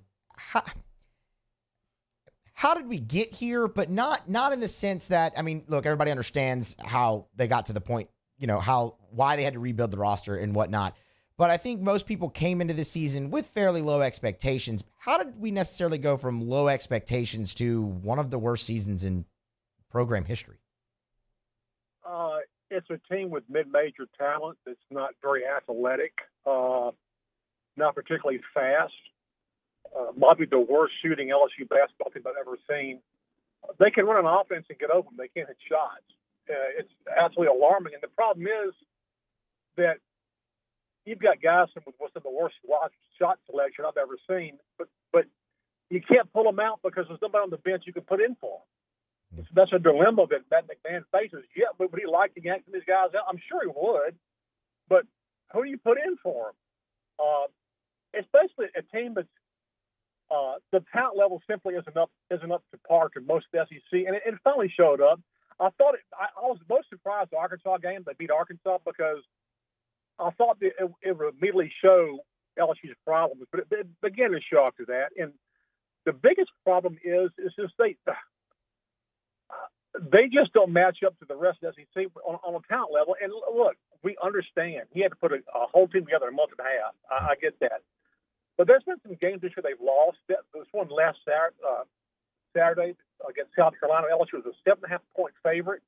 That LSU came out, and I don't care how sparse the crowd was. If this is a team that you really have a good chance to beat to break that streak, I would think you'd come out with some urgency and care and want to play. And they came out and sleptwalked around, and Carolina hits their first 5 threes, the first 5 shots, first 5 threes, hit all of them. And LSU's calling timeout with 4.5 minutes in the game, down by 10. And there is no excuse for that, none. And Matt McMahon falls on the sword after every game. It's my responsibility to get them to play hard. No, it isn't. It's not your responsibility at this point. You got to play more pride. They got games that they can win on the schedule if they come out and play with some pride and some heart. Tonight's one of them. So that's interesting because I think that's also always been a conversation here, especially in this losing streak, is that, yeah, they're losing, but they're playing hard. And people will often ask, has Matt McMahon lost the team? Have you seen any of that? I don't think he's lost the team. I like Matt McMahon. But for one time, just one time this year, I want him to go all Will Wade on this team in a huddle. I want him to get angry. I want him to get in guys' faces. I want him to scream. I want him to go to the referee. Now, I almost think that Matt believes that because they aren't very good, that he doesn't deserve to get a call, and so he doesn't protest very hard when there's borderline stuff. He doesn't protest. I'd like him to do what Gene Hackman did to the Hoosiers and go to the ref and go up to him and say, "Throw me out the game." What? Throw me out the game now. Let's throw me out. Just to light some spark. He's almost too mild, and I understand every coach has a personality. I get it. His personality is to be, mild. Let's coach the team. I'm going to coach these guys. But there comes a point sometimes when a coach absolutely has to explode and go off on some guys for them to get the point. And for my taste, he's a bit too calm, but that's the way he coaches. You have to accept that. I just want to see guys come out and play from the jump, play hard and care. Last Saturday was embarrassing. It was embarrassing. For anybody who didn't go to the game, you were wise. You didn't waste your time. It was a waste of time for people to show up that game expecting better out of that team. And that team, look, regardless of whether they win tonight or not, that team needs to play its rear end off for all 40 minutes to make up for what happened last Saturday. Look at Vandy. They lost off 57 points to Alabama. Their response, they've won 5 in a row. Why can't LSU do that? Is Vandy that much better? I don't know. Vandy's beaten some pretty good teams in that stretch as well. So one more kind of on the big picture thing. Look, a lot of people are obviously going to be frustrated with just the way this is played out. And Matt McMahon, we know he's safe. That's for the guy's got an 8-year contract. He's got plenty of time to do this. And that's also one part of this that's different is normally when you have a season like this, the head coach is on the chopping block. That's not what this is. But what I would like your take on, Ron, is what level of criticism is fair for Matt McMahon in his first year? Honestly, hardly any. Okay. He stepped into a bad situation, threw a team together. And let's face it, there's a lot of mid-major talent on that team. And we matched up against the SEC, which has bigger, quicker, faster, more physical front lines. You're going to get killed. My problem is that any team that hasn't really shot well this year in games, they come to LSU and get well. Hey, let's go play LSU. They don't guard anybody outside. We'll get well. And that's the problem. I would like to say it's going to get considerably better next year, but I don't know. And I'll tell you why. It's not Matt McMahon's fault. Until the NCAA gets off its rear end and decides to issue some sanctions or whatever they're going to issue against LSU, they're basically holding LSU, Matt McMahon's recruiting hostage. What does he tell recruits? I mean, he can't tell them. He can't say we're not going to get a sanction. They don't know. And this is a lot remind me a lot, man. This will date me some, but a long time ago, I think it was back in the late '90s or early 2000s, when Arkansas was investigated for 3 years by the NCAA, and they found nothing. But I remember talking to Nolan Richardson, and he told me it's like we're on probation already because of the unknown. It's killing my recruiting. Until I get some resolve, it's just killing my recruiting. And the same thing has to be happening, man.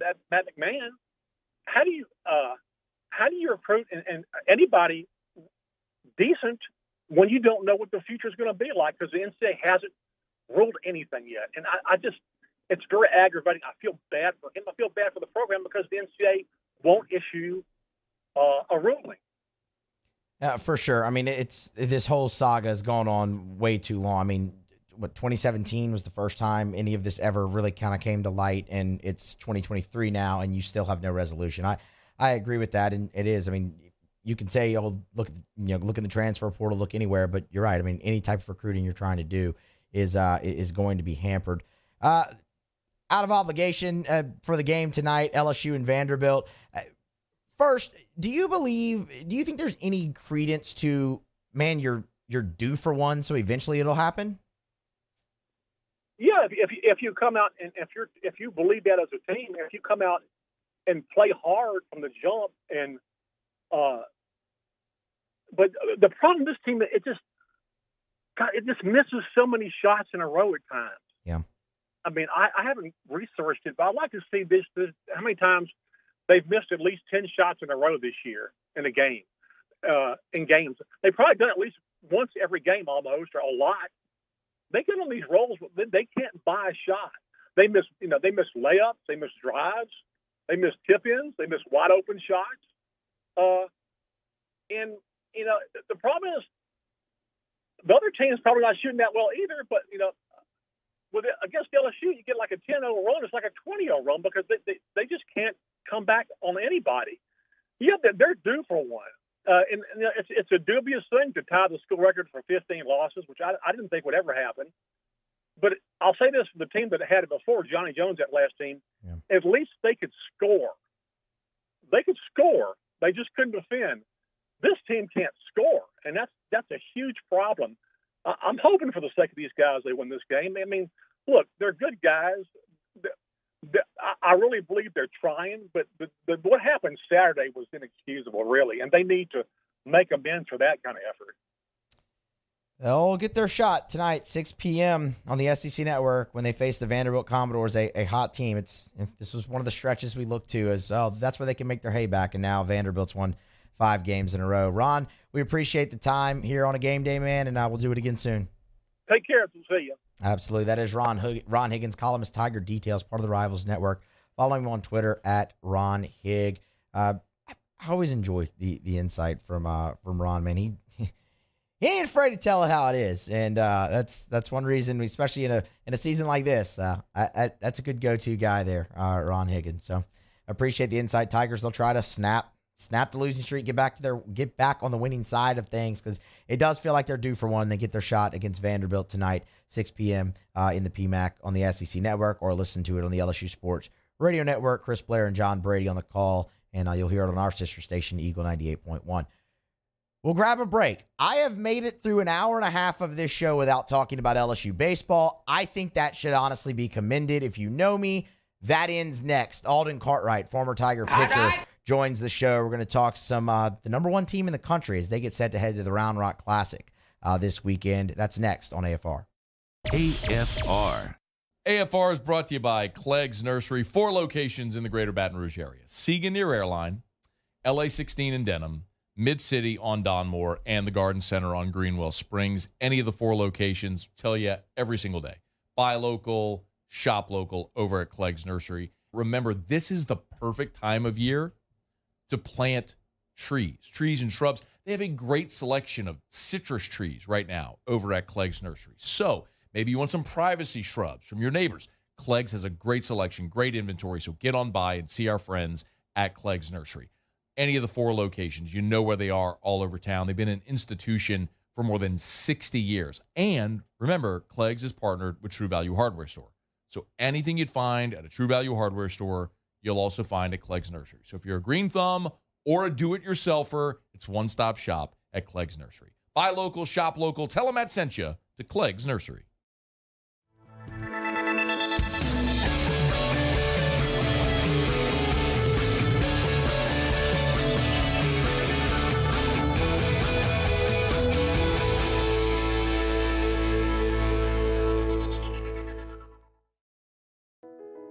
I've been doing business with Luba for 25 years.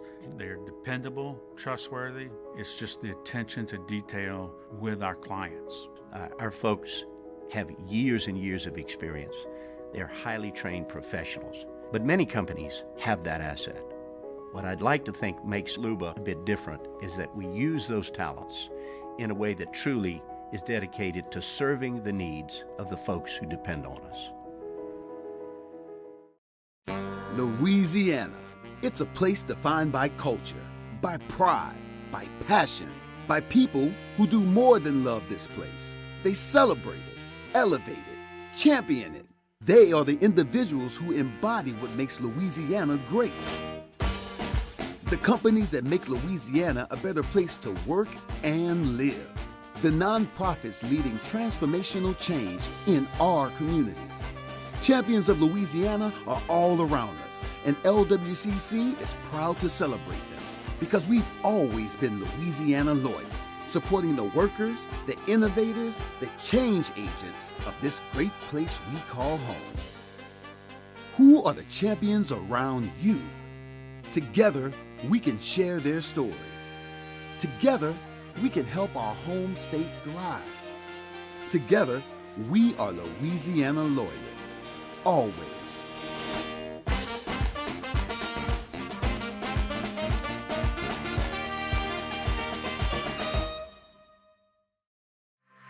Women who suffer from cardiac arrest outside of a hospital are less likely than men to receive life-saving CPR from bystanders. This is especially true for Black and Latino women. Be the one in your family to help change this statistic by taking the American Heart Association's challenge to learn CPR. Be the beat for someone you love. You can make a difference when it matters most. Go to heart.org today to take the CPR challenge and save lives.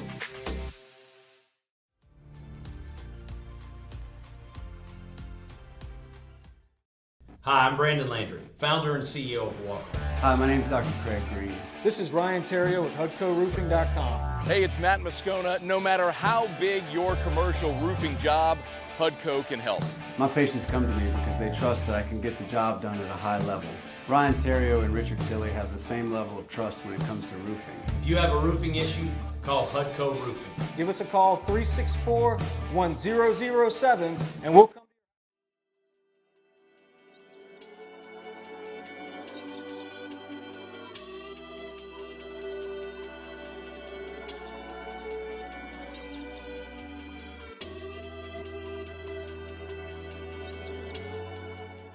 After further review with Matt Moscona, ESPN Baton Rouge, New Orleans, Alexandria. Presented by Pluckers Wing Bar. Open till midnight or later every night of the week, where every Monday is all-you-can-eat wings. Pluckers Wing Bar. If you don't like our wings, we'll give you the bird.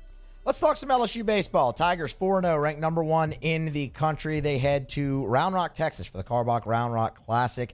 This weekend they'll face Kansas State on Friday, Iowa on Saturday, and Sam Houston State on Sunday to round out the weekend before heading to Austin, Texas to face the Longhorns in a midweek showdown. Former LSU pitcher Alden Cartwright joins the show. All right. Cartwright, how we doing?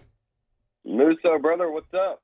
Oh, not much, man. You know, look, I've actually gone an hour and a half without talking about LSU baseball today on this show, so I figured we should probably break the seal and get it out the way. So I'm pretty fired up for the conversation. Before we look forward to this weekend, I'd love to look back with you at the first 4 games. And look, you know as well as I do, the biggest hole you had to fill on this team was starting pitching. And so far through 4 games, it's hard to be disappointed with the results. Starting last Friday with Paul Skeens. What'd you make of the Air Force transfer and his LSU debut? It's unbelievable, man. It is pretty incredible to see an electric arm go out there like that. I mean, you can even run back at the greats, you know, Nola, Lang, these guys that were, you know, Gosman that were running out there that just bringing it every night, you know. For a guy to be almost at 100 pitches, bumping 98, I mean, it's just unbelievable, right? And a lot of pitches with command, low in the zone. I always judge pitchers on, you know, watching a mitt. I don't really care how hard they throw or what they're throwing, just watching the mitt and see if it moves. Dude, he is like at the knees or lower with 98, 99. Like, have fun. Have fun. Yeah, no, I mean, it's a blast, right? I mean, you're right. You bring up the greats, and it does. It feels like that where it's you feel confident that you're just going to get the win when that guy's on the mound. And through 1 week, that's how it is. We'll get start number 2 from him on Friday. I know a guy that impressed you a lot over the weekend was Riley Cooper.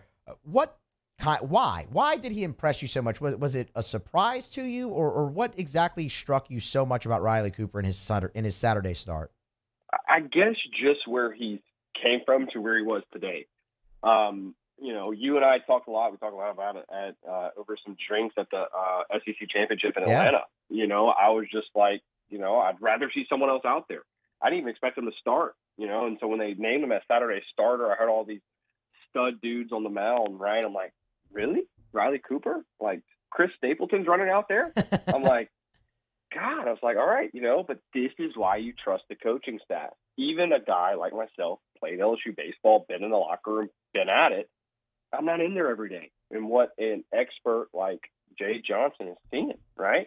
And he saw day in and day out Riley Cooper deliver. He saw him day in and day out deliver at Arizona, brought him over here, and now he's dominated and said, I saw a blurb like right before he went out to pitch that Coach Johnson was like, hey, look, Riley Cooper dominated all spring, right, and leading up to it. And he showed you exactly why.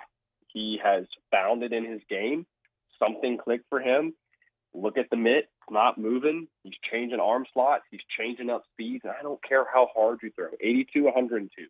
If you mix up speed and keep a consistent location, you can pitch at any level of baseball.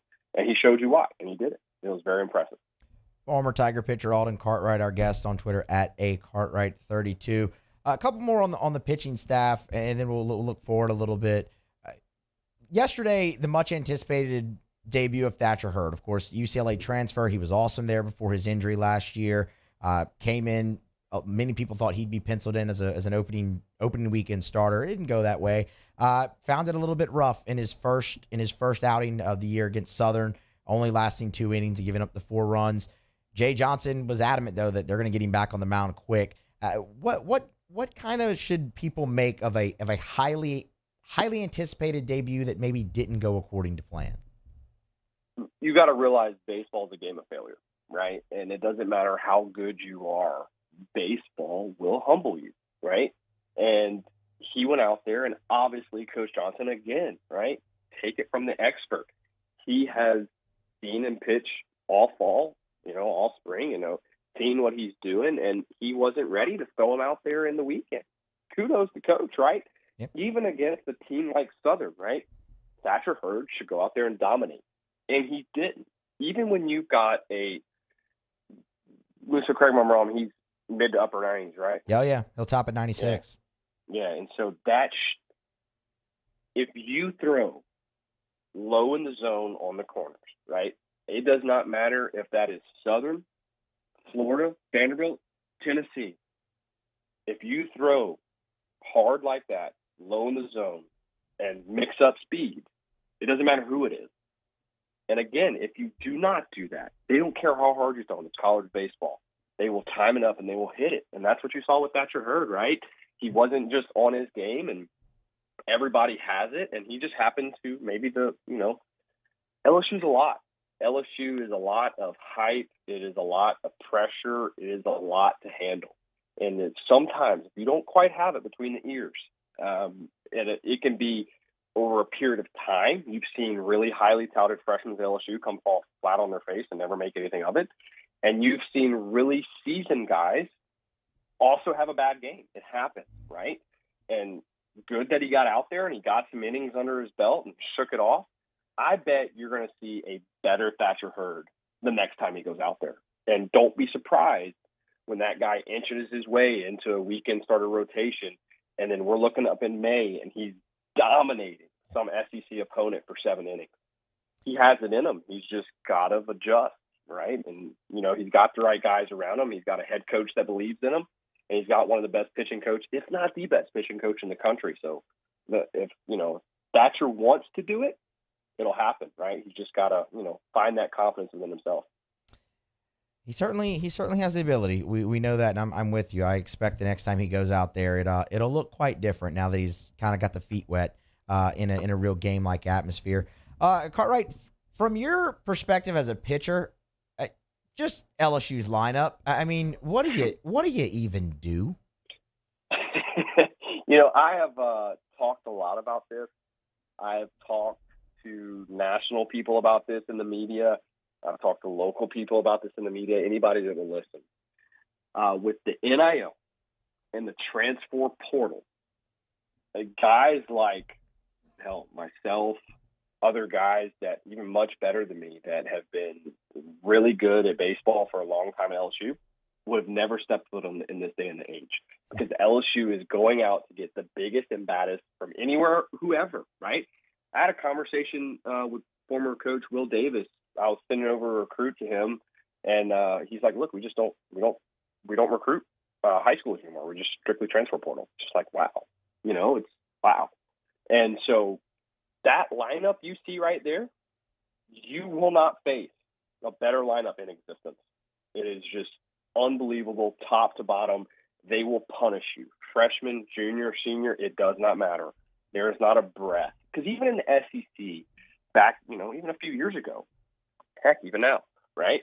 You had a breath somewhere in the lineup, right? Usually 1 through 6 could swing it. You have a little breath, 7, 8, 9, to get an easy out here or there to then turn the lineup over again. There's not a hole, right? And even if there is a hole, someone's going to fill it and be a stud. You've got bench guys right now that can go anywhere in the SEC and start. It's unbelievable.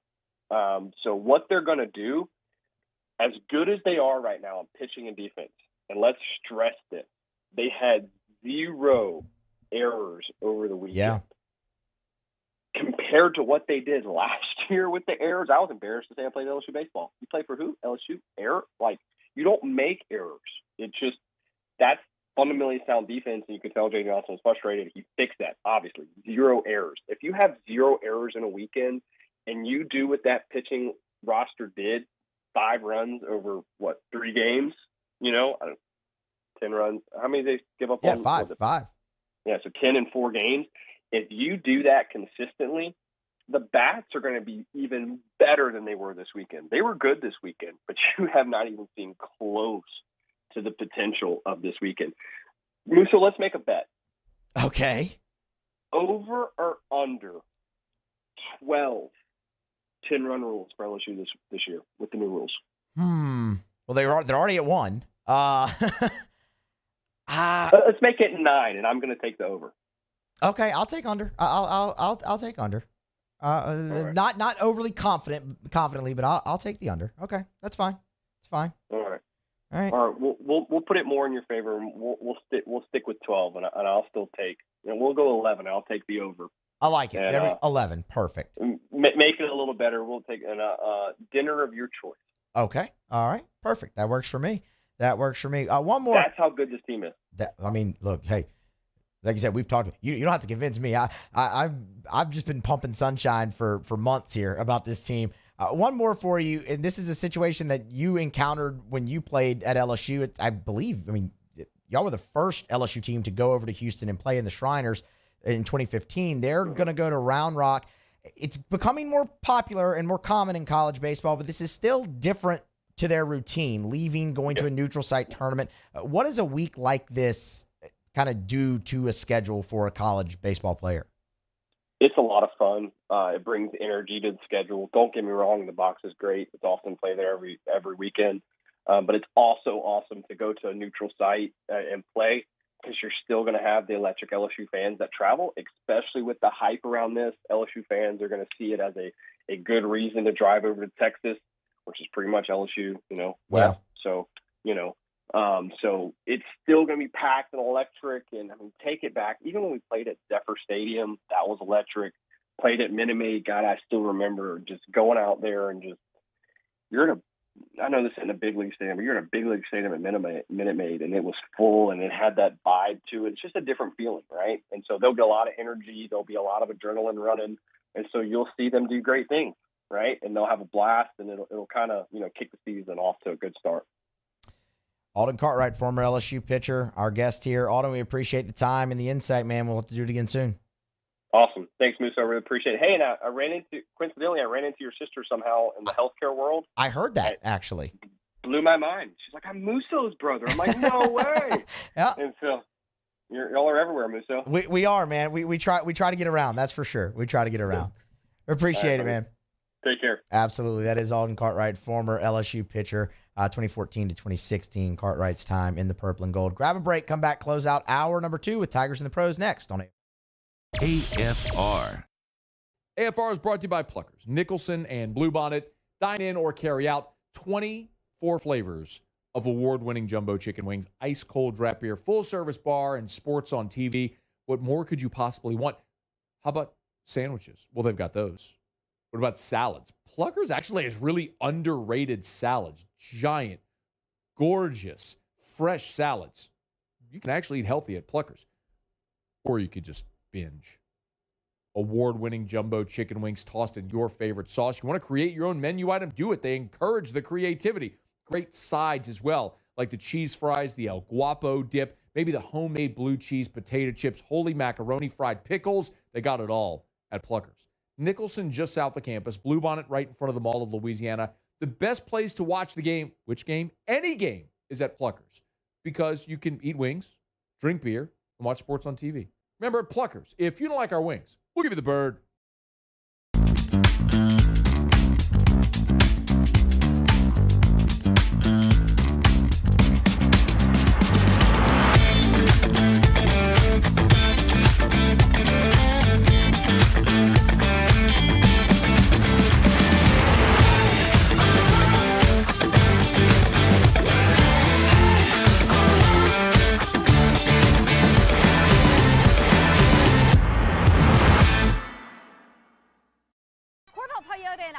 Is spreading the love this month with amazing deals. Get 3.99% financing on new 23 Highlanders, and as always, you'll never pay over MSRP. So come on down to Happy Town. That's Corvell Toyota in Opelousas, Happy Town, USA. I've been doing business with Luba for 25 years. They're dependable, trustworthy. It's just the attention to detail with our clients. Our folks have years and years of experience. They're highly trained professionals. But many companies have that asset. What I'd like to think makes Luba a bit different is that we use those talents in a way that truly is dedicated to serving the needs of the folks who depend on us. Saturday, February 25th, 7 p.m. The Bulls, Bands, and Barrels Tour at the Lamar Dixon Expo Center. Presented by Jerry Lane Chevrolet. Edge of your seat excitement with bull riding, barrel racing, ultimate bullfighting. With a live performance by Bailey Zimmerman. With Timothy Wayne, plus two-time PBR world champion Chris Shivers, and Brinson James, the entertainer. Tickets and information at bullsbandsandbarrels.com. Saturday, February 25th, Lamar Dixon Expo Center at 7 p.m. Presented by Jerry Lane Chevrolet, the #1 Chevrolet dealer in Louisiana. I had to leave my parents. I had to move schools. I don't know anyone here. Everything keeps changing. Why is this happening to me? I'm sure glad you're here. Change a child's story. There's a child in foster care waiting for a volunteer like you.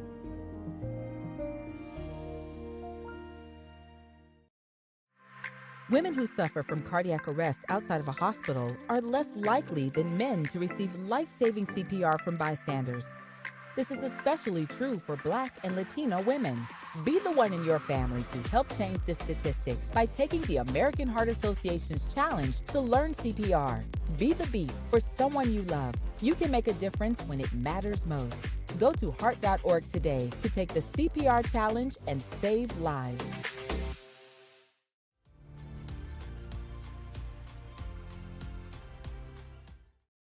Moon Griffon is back. The voice of Louisiana politics makes his return to Baton Rouge.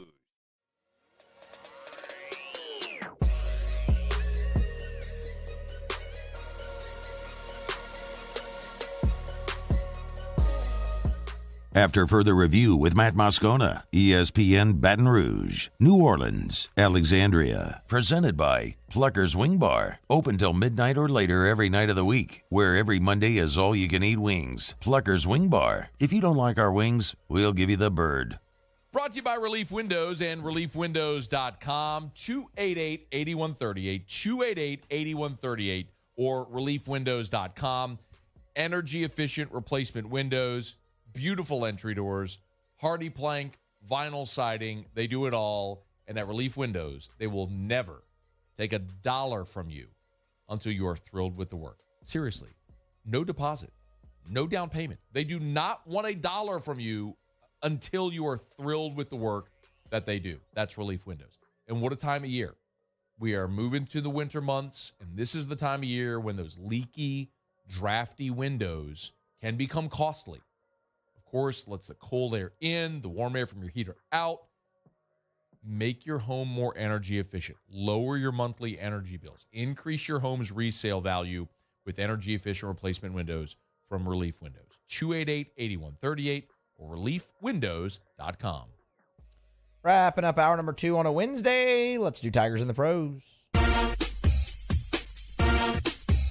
Tigers in the pros. They still bleed purple and gold. They're just really rich now. Presented by Lee Michaels Fine Jewelry. Lee Michaels Fine Jewelry, where Baton Rouge gets engaged.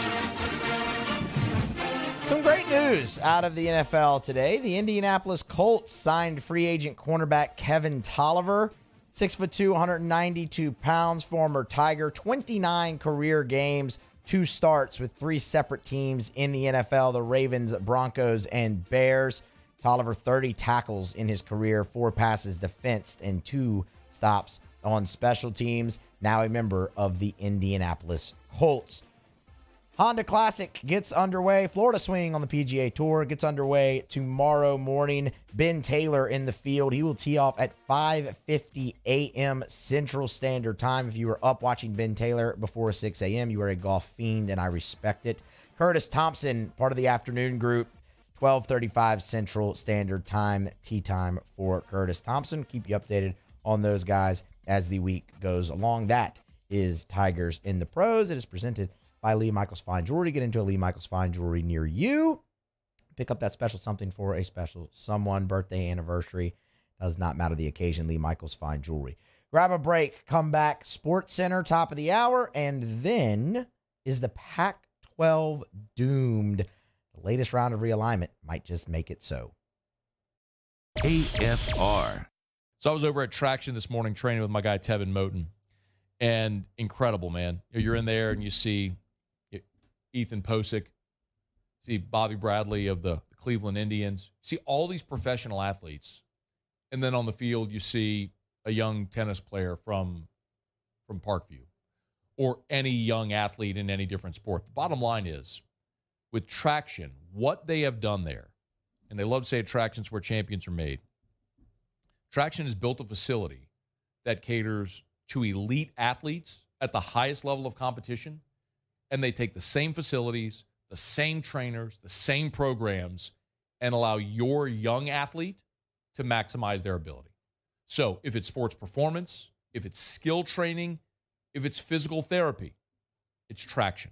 TractionSports.com. Go to TractionSports.com. Simply put, there's nothing like Traction here. It's Traction, where champions are made.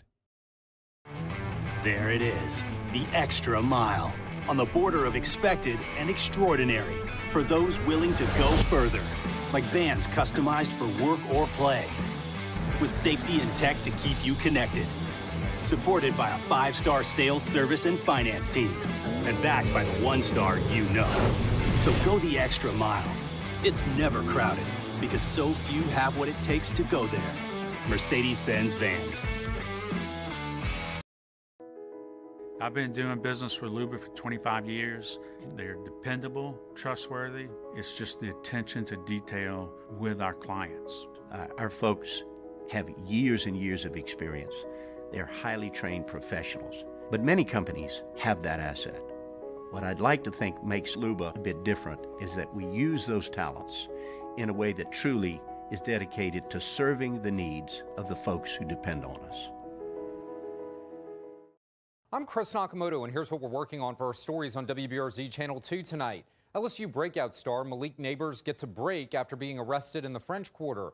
Charges dropped after being caught with a gun, but there's a catch, that his gun is not returned to him to keep those charges off. LSU Athletics says it's still gathering information pertaining to this. I'm Chris Nakamoto from WBRZ. Watch more tonight on WBRZ Channel 2. Louisiana. It's a place defined by culture, by pride, by passion, by people who do more than love this place. They celebrate it, elevate it, champion it. They are the individuals who embody what makes Louisiana great. The companies that make Louisiana a better place to work and live. The nonprofits leading transformational change in our communities. Champions of Louisiana are all around us, and LWCC is proud to celebrate them because we've always been Louisiana loyal, supporting the workers, the innovators, the change agents of this great place we call home. Who are the champions around you? Together, we can share their stories. Together, we can help our home state thrive. Together, we are Louisiana loyal. always.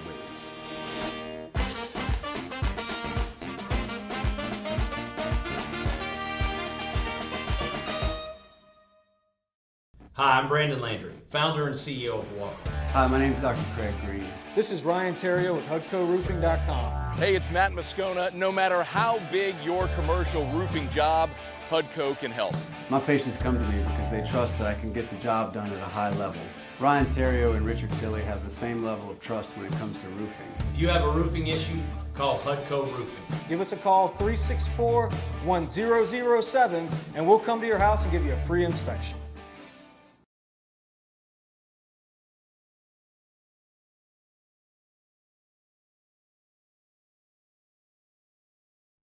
SportsCenter.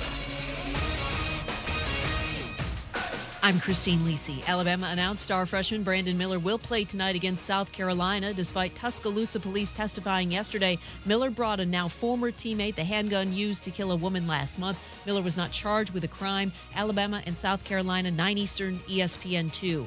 Ravens hired longtime college coach Willie Taggart to oversee their running backs. Receivers coach T. Martin's now the quarterback's coach. Whether Martin works with Lamar Jackson remains to be seen. Baltimore expected to tag Jackson if they can agree on a new contract before the franchise tag window ends. Whatever Jackson's next contract is, it'll be pivotal for the rest of the league, predicts ESPN's Jeff Darlington. Right now, if he gets that guaranteed contract, it sets into motion a new precedent in the NFL. No longer is it just one contract with Deshaun Watson. It is a trend with two, and Joe Burrow and Justin Herbert and every quarterback after them will be looking for the same thing. NHL, Alex Ovechkin rejoined his Capitals teammates at practice today. He'd been away for about a week following the death of his father. Washington went 0-4 in his absence. ESPN Radio is presented by Progressive Insurance. At Progressive, they're making things even easier. They'll help you bundle your home and car insurance together so you can save on both. Learn more at Progressive.com or 1-800-PROGRESSIVE. Matt Moscona. I'm very important. After further review. Say it one more time. After further review with Matt Moscona. And here we go. ESPN Baton Rouge, New Orleans, Alexandria. Live from the Mercedes-Benz of Baton Rouge studios. That's right.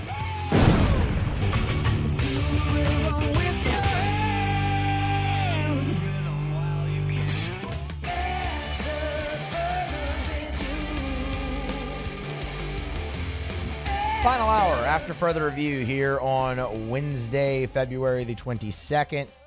This Ash Wednesday here on AFR. Matt Musso, Jacob Beck, Paul O'Neill, driving you home. Final hour of the show. Been a good one so far. Talked a lot of LSU and Saints today, and got a little LSU basketball in there. Ron Higgins joined us in the last hour to talk the future of LSU basketball. They try to end a 14-game losing streak tonight when they host Vanderbilt in the PMAC in about an hour or so. That game will tip off, and then Alden Cartwright joined us in the last hour to talk some LSU baseball. Set for this hour, got plenty to go, man. We'll do some Pluckers trivia. Of course, trivia is tonight at Pluckers at both locations. So I'll get to be on the other side of that this time. I won't be the one getting all the questions wrong. Maybe that'll be Jacob Beck and Paul O'Neill getting all the questions wrong this time. We'll see how that goes, and I'll do a little overrated or underrated too. I'll also be on the other side of that in this hour, and then Otterlocks and a couple stories sprinkled in there as well. Looking for a bounce back night not really a bounce back night. Otter 2 and 3. I mean, we'll take that. I just have a feeling that Otter's got some winners in him tonight. I really, really do. I got a lot of faith in my guy tonight. I feel like he's going to bring the heat strong. So that'll wrap the show up here on Wednesday. So, conference realignment in college football is never ending, it feels like. Even though the SEC and the Big Ten look to kind of stand pat at the moment, it's never really quiet. It's never really not being discussed.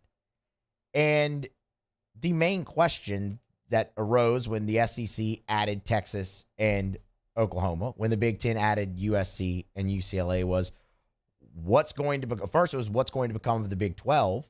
That's cooled a little bit. We'll get into why momentarily. And now the focus is really what's going to become of the Pac-12. the Big 12 has established a safeguard, if you will. They're good for now because they've agreed to their recent new grant of rights television deal with ESPN and Fox, and it's going to pay its members just north of $31 million per year, each team. That's going to be the revenue distribution. Now, that's not in the same class as the SEC or the Big Ten, which, I mean, each team there is going to make about $30 million more than that every single year. So the gap continues to widen. But because the Big 12 got that done, and they added some new members, albeit Cincinnati and others, like it's not, giant name brand schools. They got them in there. It was attractive enough to ESPN and Fox. You get that grant of rights deal. You get the TV deal done. And you stave off elimination, so to speak, for the foreseeable future. And now the spotlight's solely on the Pac-12.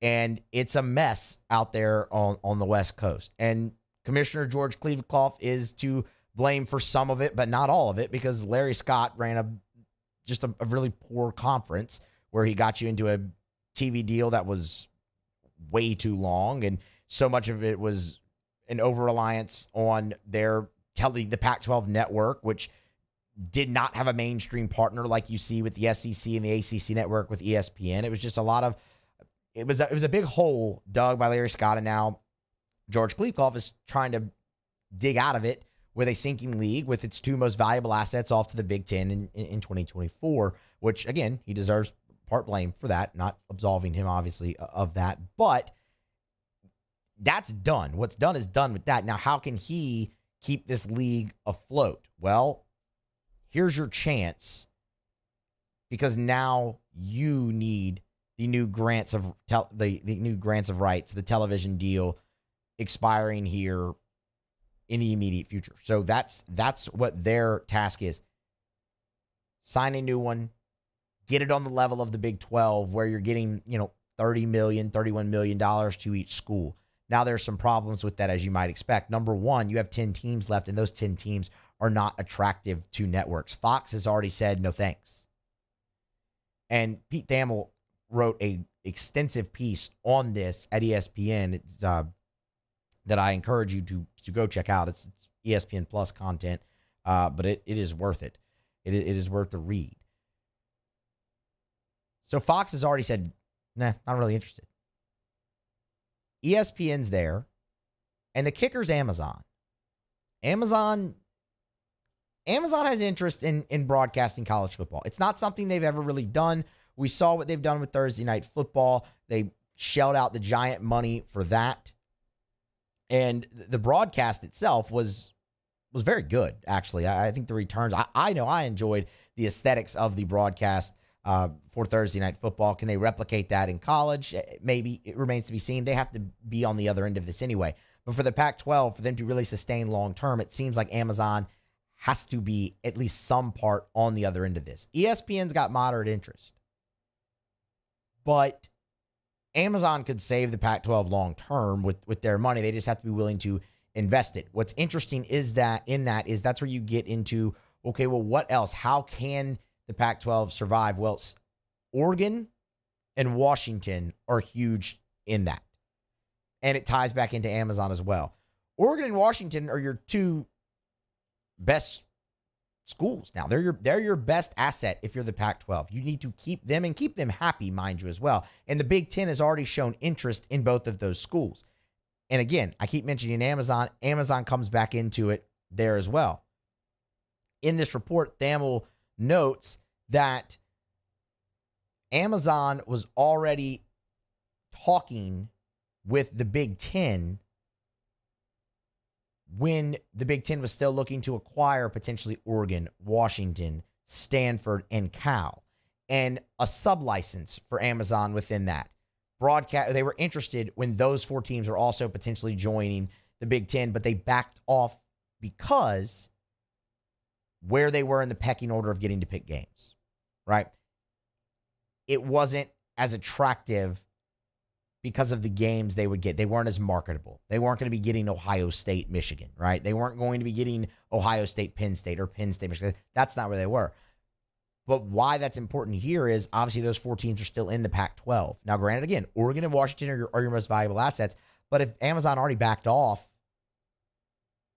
with those 4 teams kind of at the center of the deal they were potentially going to agree to, how eager are they going forward with the Pac-12 in that situation? Long term, Amazon's that option. I don't know if that's feasible actually for the Pac-12. So are you looking at ESPN? And what kind of deal can you really get out of it? That's what George Kliavkoff has to answer for his conference. It has to succeed. You have to be on the level of the Big 12 because that's how they've staved off. And you have Oregon and Washington who are attractive to the Big 10. And the Big 10, we have to know what their interest level is still in poaching Oregon and Washington, but it's already been there. Cal and Stanford would be appealing because of academics to the Big 10. And then you have the other schools, Arizona, Arizona State, Colorado, Utah. Those are teams that would be in schools that would be very attractive to the Big 12. The Big 12 very much feels like they are back from the dead in this whole thing because they got the television deal established, and now you could potentially have 4 members like that if the Pac-12 folds. First and foremost for the Pac-12, you got to get the grants of rights television agreement done. It has to be in that 5-year range, $31 million that the Big 12 teams are getting to stay afloat in the short term. Long term, though, it just does not feel like it's sustainable for the Pac-12 at the current moment. Who else are you going to add? The 10 teams you have aren't appealing.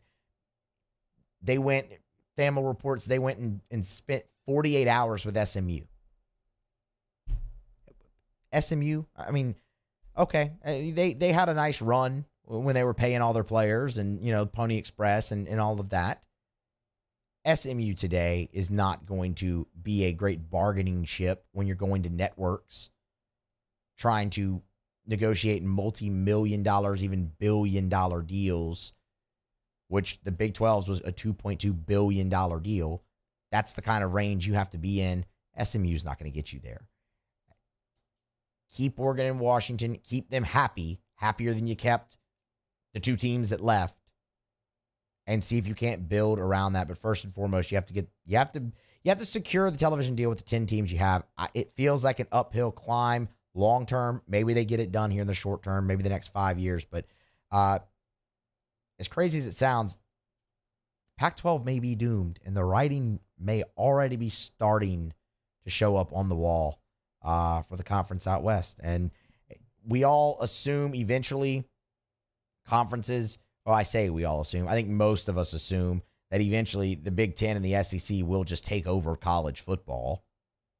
And it looks like the Pac-12 first on that chopping block. Grab a break, come back on the other side, continue to roll along here in hour number 3 of a Wednesday edition of After Further Review. Overrated and underrated, overrated or underrated, is coming up next. But also, Tua Tagovailoa is trying a new strategy to avoid concussions.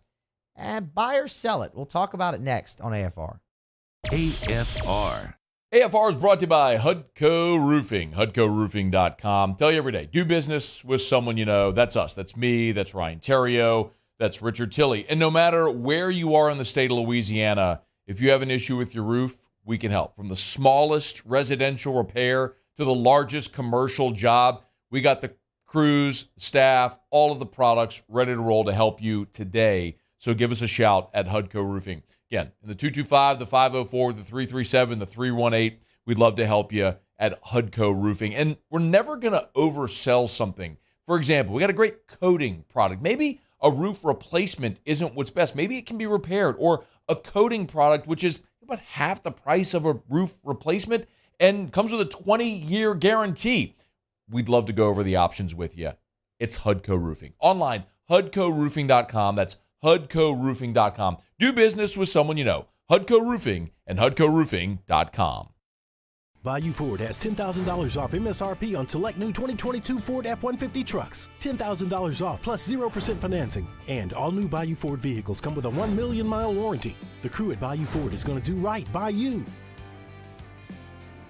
Follow us on Twitter at 1045ESPN to cast your vote in the Citizens Bank and Trust poll of the day. Vote daily inside off the bench anytime. Hunt Palmer. And after further review, Citizens Bank and Trust brings you the poll of the day via Twitter at 1045ESPN. I've been doing business with Luba for 25 years. They're dependable, trustworthy. It's just the attention to detail with our clients. Our folks have years and years of experience. They're highly trained professionals, but many companies have that asset. What I'd like to think makes Luba a bit different is that we use those talents in a way that truly is dedicated to serving the needs of the folks who depend on us. Saturday, February 25th, 7 p.m. The Bulls Bands and Barrels Tour at the Lamar Dixon Expo Center. Presented by Jerry Lane Chevrolet. Edge of your seat excitement with bull riding, barrel racing, ultimate bullfighting. With a live performance by Bailey Zimmerman. With Timothy Wayne. Plus two-time PBR world champion Chris Shivers. And Brinson James, the entertainer. Tickets and information at bullsbandsandbarrels.com. Saturday, February 25th. Lamar Dixon Expo Center at 7 p.m. Presented by Jerry Lane Chevrolet. The #1 Chevrolet dealer in Louisiana. I had to leave my parents. I had to move schools. I don't know anyone here. Everything keeps changing. Why is this happening to me? I'm sure glad you're here. Change a child's story. There's a child in foster care waiting for a volunteer like you.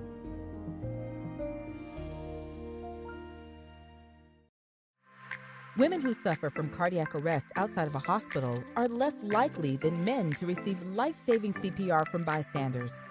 This is especially true for Black and Latino women. Be the one in your family to help change this statistic by taking the American Heart Association's challenge to learn CPR. Be the beat for someone you love. You can make a difference when it matters most. Go to heart.org today to take the CPR challenge and save lives.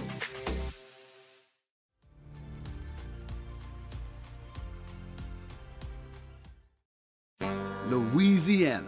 It's a place defined by culture, by pride, by passion, by people who do more than love this place. They celebrate it, elevate it, champion it. They are the individuals who embody what makes Louisiana great. The companies that make Louisiana a better place to work.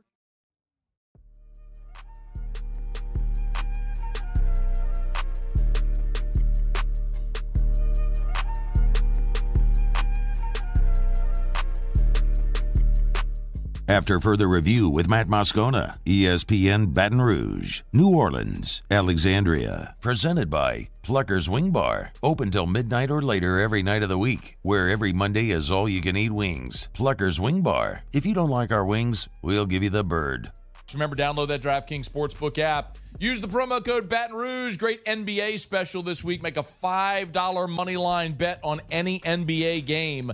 They'll give you $150 in free bets if it hits. That's at the DraftKings Sportsbook app. Again, download the DraftKings Sportsbook app. New customers, use the promo code Baton Rouge. Make a $5 money line bet on any NBA game. If it hits, they'll give you $150 in free bets. You got stepped up same game parlays. You got so many things on the table to make the games more interesting, more fun, more exciting when you're in the game. Of course, you know, Otter Locks is coming up, so you want to be betting, make sure you download that DraftKings Sportsbook app and use the promo code Baton Rouge. 21 and older, physically present in Louisiana. Select parishes only. Bonus issued as free bets. Opt-in required. One free bet issued based on amount of initial losing NBA bet. Eligibility, wagering, and deposit restrictions apply. Terms at sportsbook.draftkings.com/basketball terms. Licensing partner Gold Nugget Lake Charles. Gambling problem? Call 1-800-GAMBLER. 1-800-426-2537.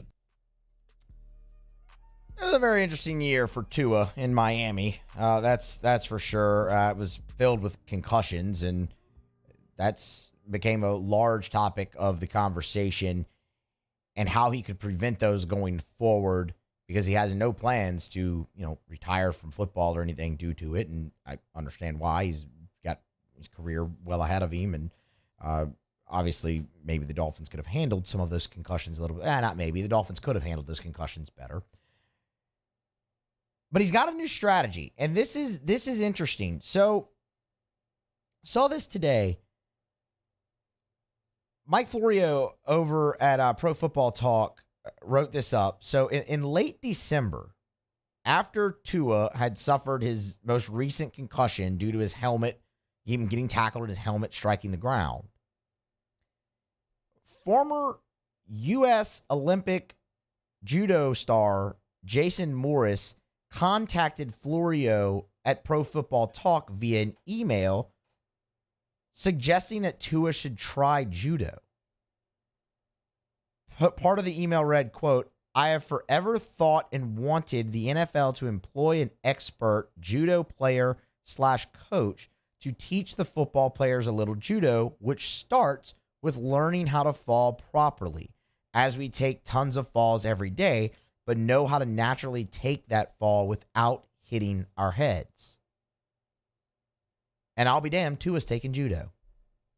We got like a plan set up, and I'll be doing judo on Fridays just so that I can kind of figure out, like understanding my body and how to fall and Wait, that's what judo does? You're about to be more dangerous than ever, man. Oh, man.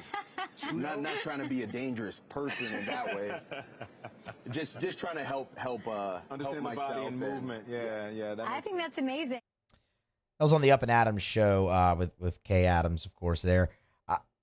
This is fascinating to me. I don't know if it works. I've never taken judo. I'm not a judo expert. But even though it's just going to be basic level, my question is that I would like answered. And I mean, obviously, if you know somebody, if you listening know somebody who could answer this question for me, who does judo, or if you do judo, let me know. I mean, reach out. However you get in contact, tweet me. I don't care. At Musso, Matthew, do whatever.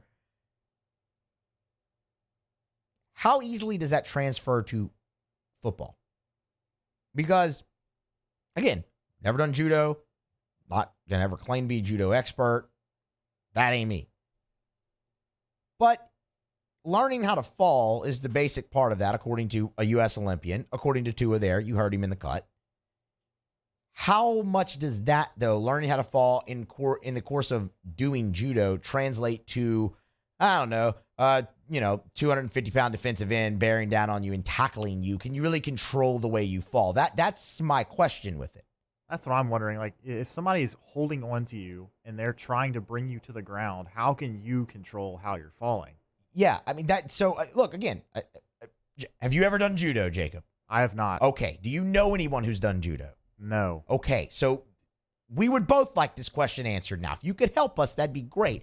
Because I like the initiative. I like the innovative thinking. I don't know if this Jason Morris cat got in touch with Tua somehow as well and convinced him to do it. I mean, he certainly thinks it would work. But yeah, that's my thing. Is it different learning how to fall in the course of practicing judo than if Myles Garrett is chasing you and going to just forcefully bring you to the ground, or TJ Watt or whoever you want to, insert elite pass rusher in the NFL here? That's going to be interesting. We'll see if it works. Again, I like the thought process behind it. Tua's doing something to extend his career and try and help. And what I'd really be interested to see if it does, well, actually, I don't think there's any question. If this does help Tua and you can actually link it to that, you're going to see more players in the NFL do this. That's for sure. It's a copycat league. And if it can help you stay healthy, if it can help you avoid concussions, that's such a big part of the game today, a big talking point of the game today. You'll absolutely see more players do it. I'll be interested to see the results. But Tua's doing judo, and he's going to hope that a combat sport protects him in a contact sport and prevents concussions. Kind of sounds like a punchline, doesn't it? He's practicing judo to avoid concussions. That's what he's doing. Best of luck, Tua. We'll see you this NFL season, quarterback in the Dolphins.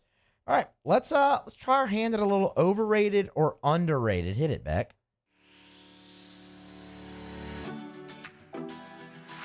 Overrated or underrated? I personally think he's criminally underrated. All right. Let's get started here. I've got 5 for you. I got a 5-pack for you. All right. First on the list, I have an opinion on these, but I know a lot of people like them, so I'll go with the first one, which is Hot Pockets. See, I like Hot Pockets. They're good. Easy. But they're always really cold in the middle, right? It's like almost impossible to get them perfectly heated all the way through, I think. That is true. But as a concept, I think they're great. Quick, easy, cheap. All of that works. I will say that a Hot Pocket, though, is properly rated because as much as I like them, as much as a great option they are, I can't tell you the last time I've had a Hot Pocket. I don't know. So I would just say properly rated. I don't seek them out. If they're there and they're my option, I'll eat them, sure. Okay, moving on. I've got a television show that I know a lot of adults may scoff at. However, I find it to still be enjoyable to this day. The TV show that I'm talking about is SpongeBob SquarePants. I'm just totally underrated. Love SpongeBob. It's fantastic. I mean, and you know what? It's it's continued throughout.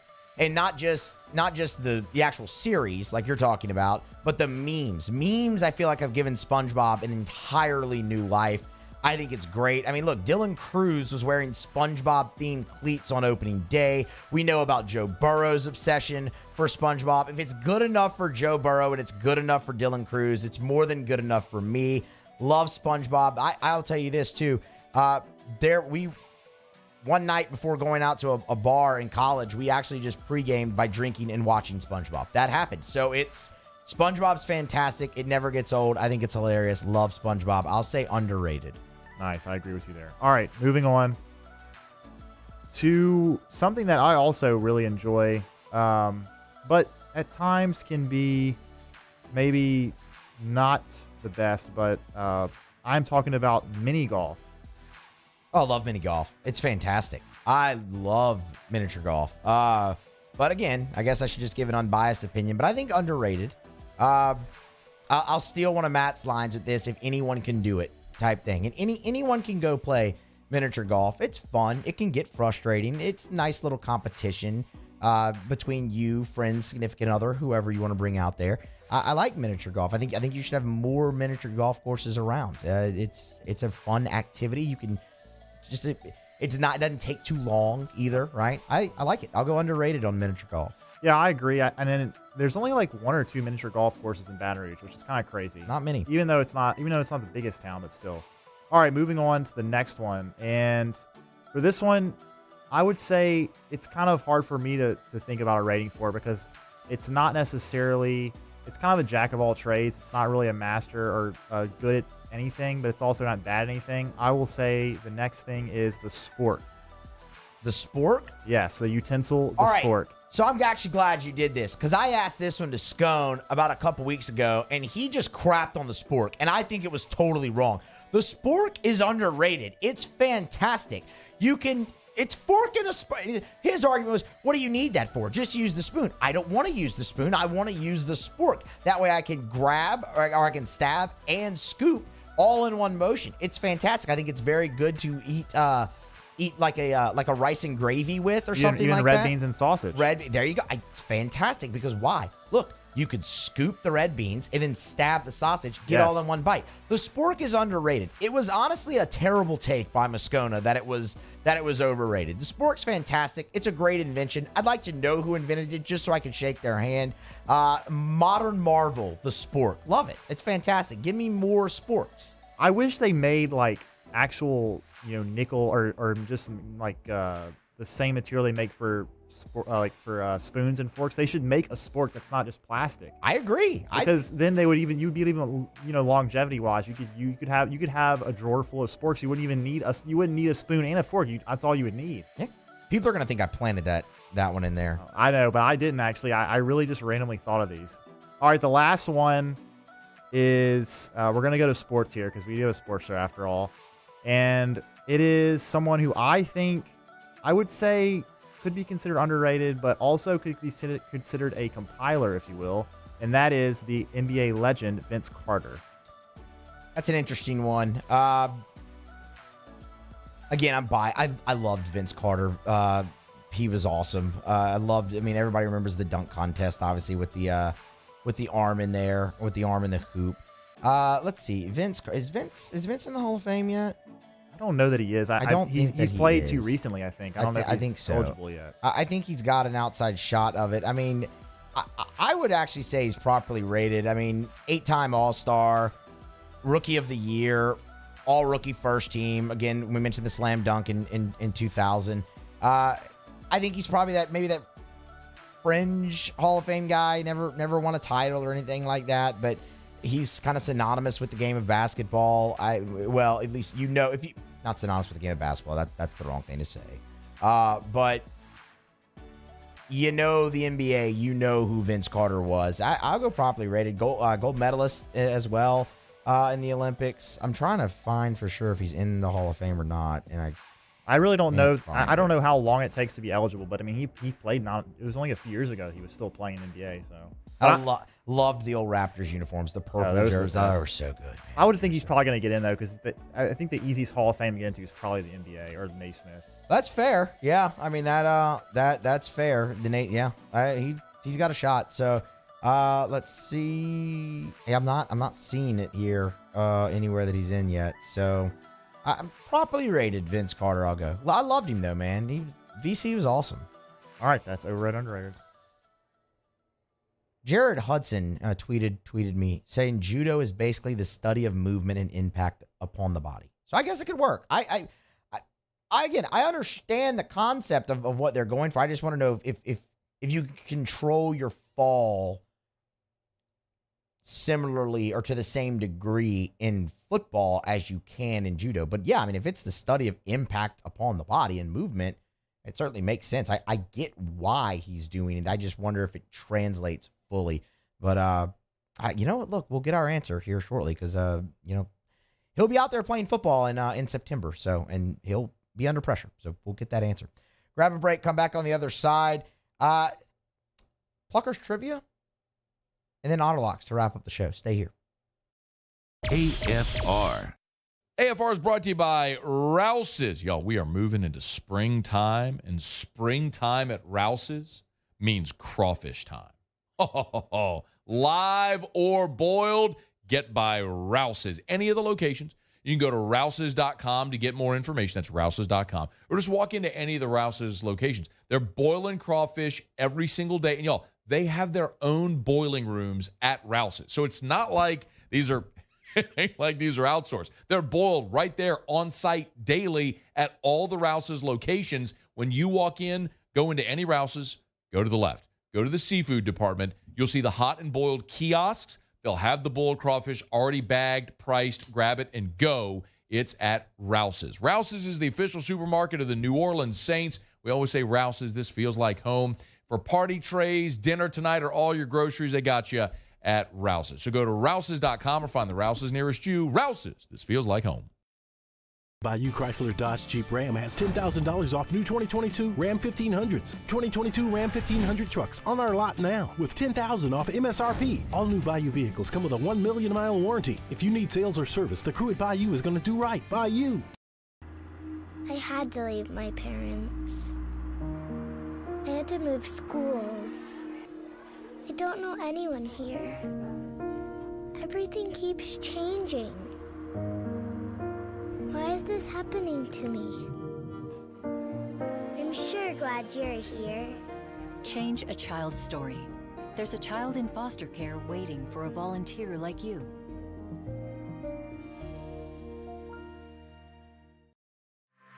Women who suffer from cardiac arrest outside of a hospital are less likely than men to receive life-saving CPR from bystanders. This is especially true for Black and Latino women. Be the one in your family to help change this statistic by taking the American Heart Association's challenge to learn CPR. Be the beat for someone you love. You can make a difference when it matters most. Go to heart.org today to take the CPR challenge and save lives.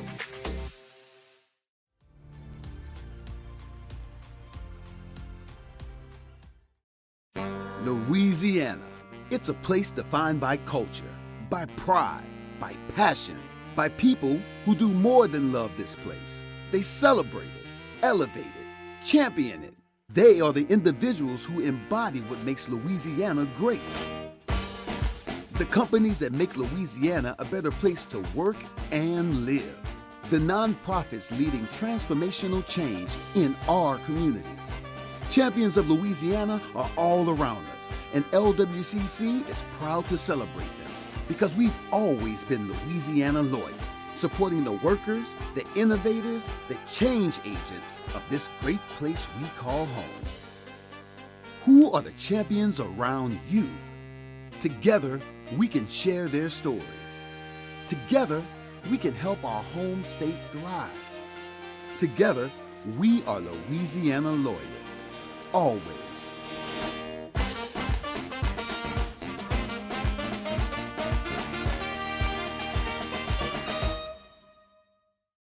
Hi, I'm Brandon Landry, founder and CEO of WR. Hi, my name is Dr. Craig Green. This is Ryan Terrio with HUDCORoofing.com. Hey, it's Matt Moscona. No matter how big your commercial roofing job, HUDCO can help. My patients come to me because they trust that I can get the job done at a high level. Ryan Terrio and Richard Tilley have the same level of trust when it comes to roofing. If you have a roofing issue, call HUDCO Roofing. Give us a call, 364-1007, and we'll come to your house and give you a free inspection.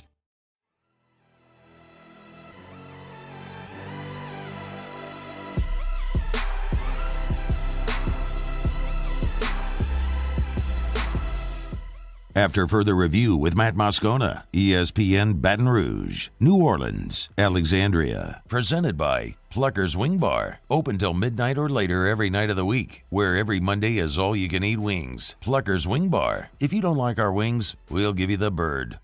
All this month at the Aesthetic Medicine and Anti-Aging Clinics of Louisiana, great specials, even though Valentine's Day is already passed. Like $100 off lip filler. That's all this month over at the Aesthetic Medicine and Anti-Aging Clinics of Louisiana. Also, they've got the absolute latest technology in micro-needling, and all of those packages are deeply discounted this month as they introduce the new technology. I've told you this before. The Aesthetic Medicine and Anti-Aging Clinics of Louisiana has been voted the nation's top aesthetic practice. That was at the Las Vegas National Aesthetic Show in Las Vegas. Voted the #1 aesthetic practice in the country. They're right here in Baton Rouge. Blue Bond in Baton Rouge, Ambassador Caffrey in Lafayette. If you want to look and feel like your younger self, the Aesthetic Medicine and Anti-Aging Clinics of Louisiana can help. Learn more online. Book that consultation. TheAntiAgingClinics.com. Again, online at TheAntiAgingClinics.com. So I think this is pretty cool. Today, Netflix announced a new docuseries called Quarterback. So it's in partnership, obviously, with the NFL Films, as well as Omaha Productions. That's, of course, Peyton Manning's company. Patrick Mahomes' newly formed 2 PM Productions will also produce the series along with NFL Films. It's the first collaboration between the NFL and Netflix. Called Quarterback. It will follow 3 quarterbacks: Patrick Mahomes, Kirk Cousins, and Marcus Mariota. And they filmed this obviously already through the 2022 NFL season. The guys were mic'd up for each game. It's very similar to other documentaries that Netflix has done here, or docuseries, I should say, that Netflix has done in the past. They did one for Formula One. They had a tennis focused one called Breakpoint, and currently now the one they've just released is Full Swing, which is the PGA Tour, and it's very, very good. I have one episode left. I've actually enjoyed it a lot. So I like this. I'm actually a fan of this. I think it's worth watching for Patrick Mahomes alone, especially given the 2022 season and everything that he went through. Won MVP, won a second Super Bowl, the ankle injury, going through the playoffs, being able to follow, get some behind-the-scenes looks at, for me, I think that's interesting enough for me to want to watch it. Kirk Cousins, I think, carries a lot of interest in it as well, because the Vikings won that division this year. Kirk Cousins was awesome through the beginning. You have the heartbreak of them losing in the playoffs. I think that's going to be interesting. Marcus Mariota, I really don't care. I'm just going to be honest. The guy got benched halfway through the season. Maybe that's going to be an interesting part of it. Him losing his job to a rookie. I guess we can all look and watch and laugh at the Falcons again. I don't really know. It very much feels like the meme of the dragons, where you have, the two that look fierce and the other one just got his tongue sticking out in the googly eyes. And Kirk Cousins and Patrick Mahomes are the two looking fierce, and then there's Marcus Mariota as the googly-eyed, tongue-sticking-out dragon. That's kind of what that feels like. But I am interested in it. I think it's going to be good. Again, like I said, I've been watching Full Swing, the docuseries they did on the PGA Tour. I think it's been fantastic. It's fun to get that behind-the-scenes look at the grind of a professional athlete. It's unique when it comes to golf or tennis or even Formula One. It's going to be even more unique, and I think it has obviously, with as obsessed as this country is with the NFL, a chance to captivate audience is great. It's set to premiere in the summer. There's only one season of it so far, but reports are that it should be renewed. Paul, Jacob, what do y'all think? Interested? Quarterback on Netflix? You going to watch? Yeah, it sounds pretty cool. I mean, I, too, also have watched the Full Swing documentary and thought it was really good, really well done. And as to why they got Marcus Mariota, I feel like maybe they went for like a first tier, second tier, third tier type things. Like you've got you've got Patrick Mahomes in the top tier. You've got Kirk Cousins kind of in the middle to upper tier, and then Marcus Mariota kind of in that bottom tier. So maybe that's what they were looking for. Maybe. Paul, are you going to watch? I'm interested. I kind of agree with Jake. I think they went with the 3 different types of quarterbacks with the different tiers. But yeah, I'm interested. I'll watch. For sure. And like I said, I think just Mahomes alone is enough to especially coming off the season. I mean, they picked a great season to follow Patrick Mahomes. And also, please save your conspiracy theories for me. I don't want to hear them. He's in the Netflix docuseries. He's got to win the Super Bowl. Shut up. I don't want to hear it. But I mean, just everything he went through this season, I think it's going to be very interesting. And yeah, okay, that's fair. I guess I can get on board with the first tier, second tier, third tier thing. That's fine. And maybe it'll be interesting to see, how things played out with the Falcons. And again, we'll just get to laugh at them. So, Quarterback, it's going to be on Netflix, premiering this summer.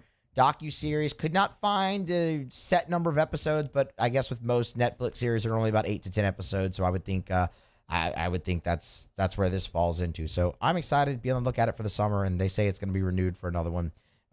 Here's a question: would you like to see a Saints quarterback on something like that? I think that'd actually be fascinating. The Saints would have been a very interesting team to follow this year with quarterback, with the Jameis injuries and the Dalton and everything that happened there. So maybe you'll see the Saints on Hard Knocks. They're eligible for that too, and I actually have no interest in that. All right, tonight at Pluckers is trivia night, both locations. So we'll do a little Pluckers trivia right now. Do we have music, Pluckers trivia music? This is going to be fun. I'm on the other side of this finally, and I don't have to stress about getting these questions right or wrong. And if you listen to the show, you know I get them wrong more often than not. So we'll see how you do. You ready? Yes. All right. What manufacturer makes the official baseball of the MLB? Oh, so you would have got this one. I would have gotten this one, yes. Oh, what's crazy, too, is I actually caught a ball. I went to a Cubs game a couple years ago, caught a ball. It's in my house. And visualize it. Yeah, I know. I'm trying to. And it's like, I want to say Rawlings, but I don't think that's correct. But maybe it is. Oh, shoot. Oh, my gosh. This is sad. I should know this. I'm going to go with Rawlings. That's correct. Yes. It is. All right. Major League Baseball also owns Rawlings as well. So, makes sense. Yeah, that's how they doctor the ball up every year. All right, good. I like that. Give a ding. Good. Give yourself the ding there. I know they're few and far between. So look, when I get one, I jump at the chance. All right. Because I don't think you're going to get this one, and if you do, I'm going to have questions. What is the name of the third movie in the Bill and Ted franchise? Well, I guess the third one would be the one that came out a few years ago. Honestly, I don't even know the name of the second one. You know the name of the first one? Well, yeah, it's Bill and Ted's Excellent Adventure. Okay. Yeah. Shoot. I don't know. I have no idea, actually. I would say, okay, Bill and Ted's Awesome Adventure. I don't know. No. Bill and Ted Face the Music. Okay. Did you know that one, Paulie? I don't even know what Bill and Ted is. Thank you. Me either. What is that? It's the movie with Keanu Reeves and this other guy who isn't really that famous, but it was a movie in the 80s that Keanu Reeves did with, and it was kind of just like a cult classic 80s movie. It's these two guys that are kind of stoner-ish. I don't know if they were known stoners, but they were kind of stonerish guys that go back in time, and it's just a really dumb movie. But it was kind of a cult classic. Okay. Well, go see the third one. Bill and Ted Face the Music. All right, last one. I'm probably going to butcher this real fast, but we'll do our best. Europe's Danube River. Danube. There you go. Is that how we say it? Danube? I think that's right. Okay. Europe's Danube River flows into what sea? If I knew which country it was coming out of, that would be helpful, but flows into which sea? I'm going to say the Baltic. Incorrect. Yeah, I didn't think so. The Black Sea. The I was Black Sea. actually going to say the Black Sea. That really sucks that I didn't say that. Yeah, I mean, it's either the Baltic or the Black Sea. I mean, those are like the two seas in Europe. Right, so right. You had a 50-50 chance. Yeah. It's not as easy as you think. It was tough. Yeah, it's especially tough. when you're on the spot. Yeah, I know. I mean, but look, go to Pluckers tonight, both locations, Nicholson and Bluebonnet. Go do some Pluckers trivia. We do it every Wednesday here in the 3 o'clock hour. It was nice that I didn't have to get any of them wrong today. I'll be honest. I regularly just fail at Pluckers trivia, so go be better than all of us, I guess, tonight at both locations. Bluebonnet, Nicholson, Pluckers trivia. Eat wings, watch sports, win trivia prizes. We grab a break. Little change up here. Still doing Otter locks, but without Otter. It's going to be Hanny locks. So we're going to call Hanny. He's doing game time tonight. Jimmy's at one of EJ's games. And look, if there's one thing we've learned, when Jimmy's at EJ's games, you don't necessarily want the Otter locks anyway. Potentially gets a little distracted. So he's doing us a solid. We'll call Hanny, who's hosting game time with Jimmy Ott tonight, and see if there's any plays that the Hanny man likes tonight in the world of college basketball, or I don't know, maybe Hanny's betting NHL. I have no idea. We'll ask him next, though. That's going to wrap up a Wednesday edition that'll wrap up the Wednesday edition of AFR next. So stay here. AFR. Get Gordon and get it done. Gordon McKernan Injury Attorneys. Online at getgordon.com. That's getgordon.com. And all this month, I love this. I absolutely love this initiative that Gordon has introduced there with the G team. Of course, Gordon's done an NIL deal with the entire purple and gold lady basketball team. I think if I take all the branding off of it. And what they're doing is called Playing for a Purpose. So Gordon Gives is going to donate $20 for every point scored by Alexis Morris and Angel Reese during this month. And all that money is going to go to the Turner Syndrome Foundation. That's a charity that is very close to the Mulkey family, and it's such an awesome thing to do. So, Gordon, yes, if you've been injured in an accident and you need help and you need representation, get Gordon and get it done. But, of course, Gordon does so much great in our communities. You know what to do. Get Gordon and get it done. You'll love the deals this month at Corval Toyota in Opelousas. Get 3.99% financing on new 23 Highlanders, and as always, you'll never pay over MSRP. So come on down to Happy Town. That's Corval Toyota in Opelousas. Happy Town, USA. Gulf Coast Bank and Trust is giving our customers the power to bank anywhere, anytime during this challenging event. And we're right there with you. Our mobile banking app is a smart way to manage your money and time. Gulf Coast Bank and Trust, the bank that cares about you. I've been doing business with Luba for 25 years. They're dependable, trustworthy. It's just the attention to detail with our clients. Our folks have years and years of experience. They're highly trained professionals, but many companies have that asset. What I'd like to think makes Luba a bit different is that we use those talents in a way that truly is dedicated to serving the needs of the folks who depend on us.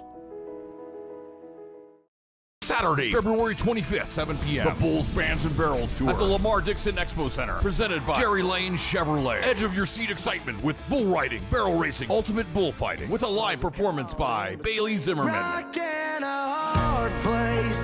With Timothy Wayne, plus two-time PBR world champion Chris Shivers, and Brinson James, the entertainer. Tickets and information at bullsbandsandbarrels.com. Saturday, February 25th, Lamar Dixon Expo Center at 7 p.m. Presented by Jerry Lane Chevrolet, the #1 Chevrolet dealer in Louisiana.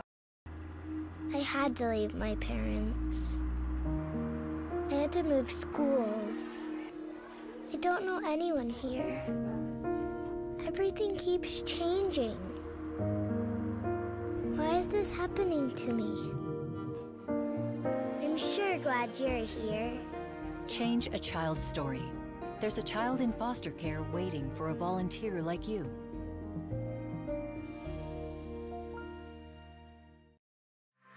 Women who suffer from cardiac arrest outside of a hospital are less likely than men to receive life-saving CPR from bystanders.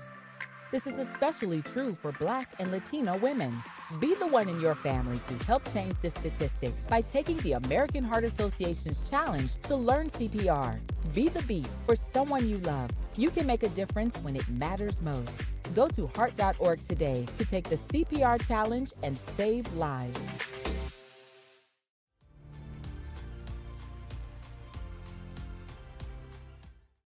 Hi, I'm Brandon Landry, founder and CEO of Walker. Hi, my name is Dr. Craig Green. This is Ryan Terrio with HUDCORoofing.com. Hey, it's Matt Moscona. No matter how big your commercial roofing job, HUDCO can help. My patients come to me because they trust that I can get the job done at a high level. Ryan Terrio and Richard Tilley have the same level of trust when it comes to roofing.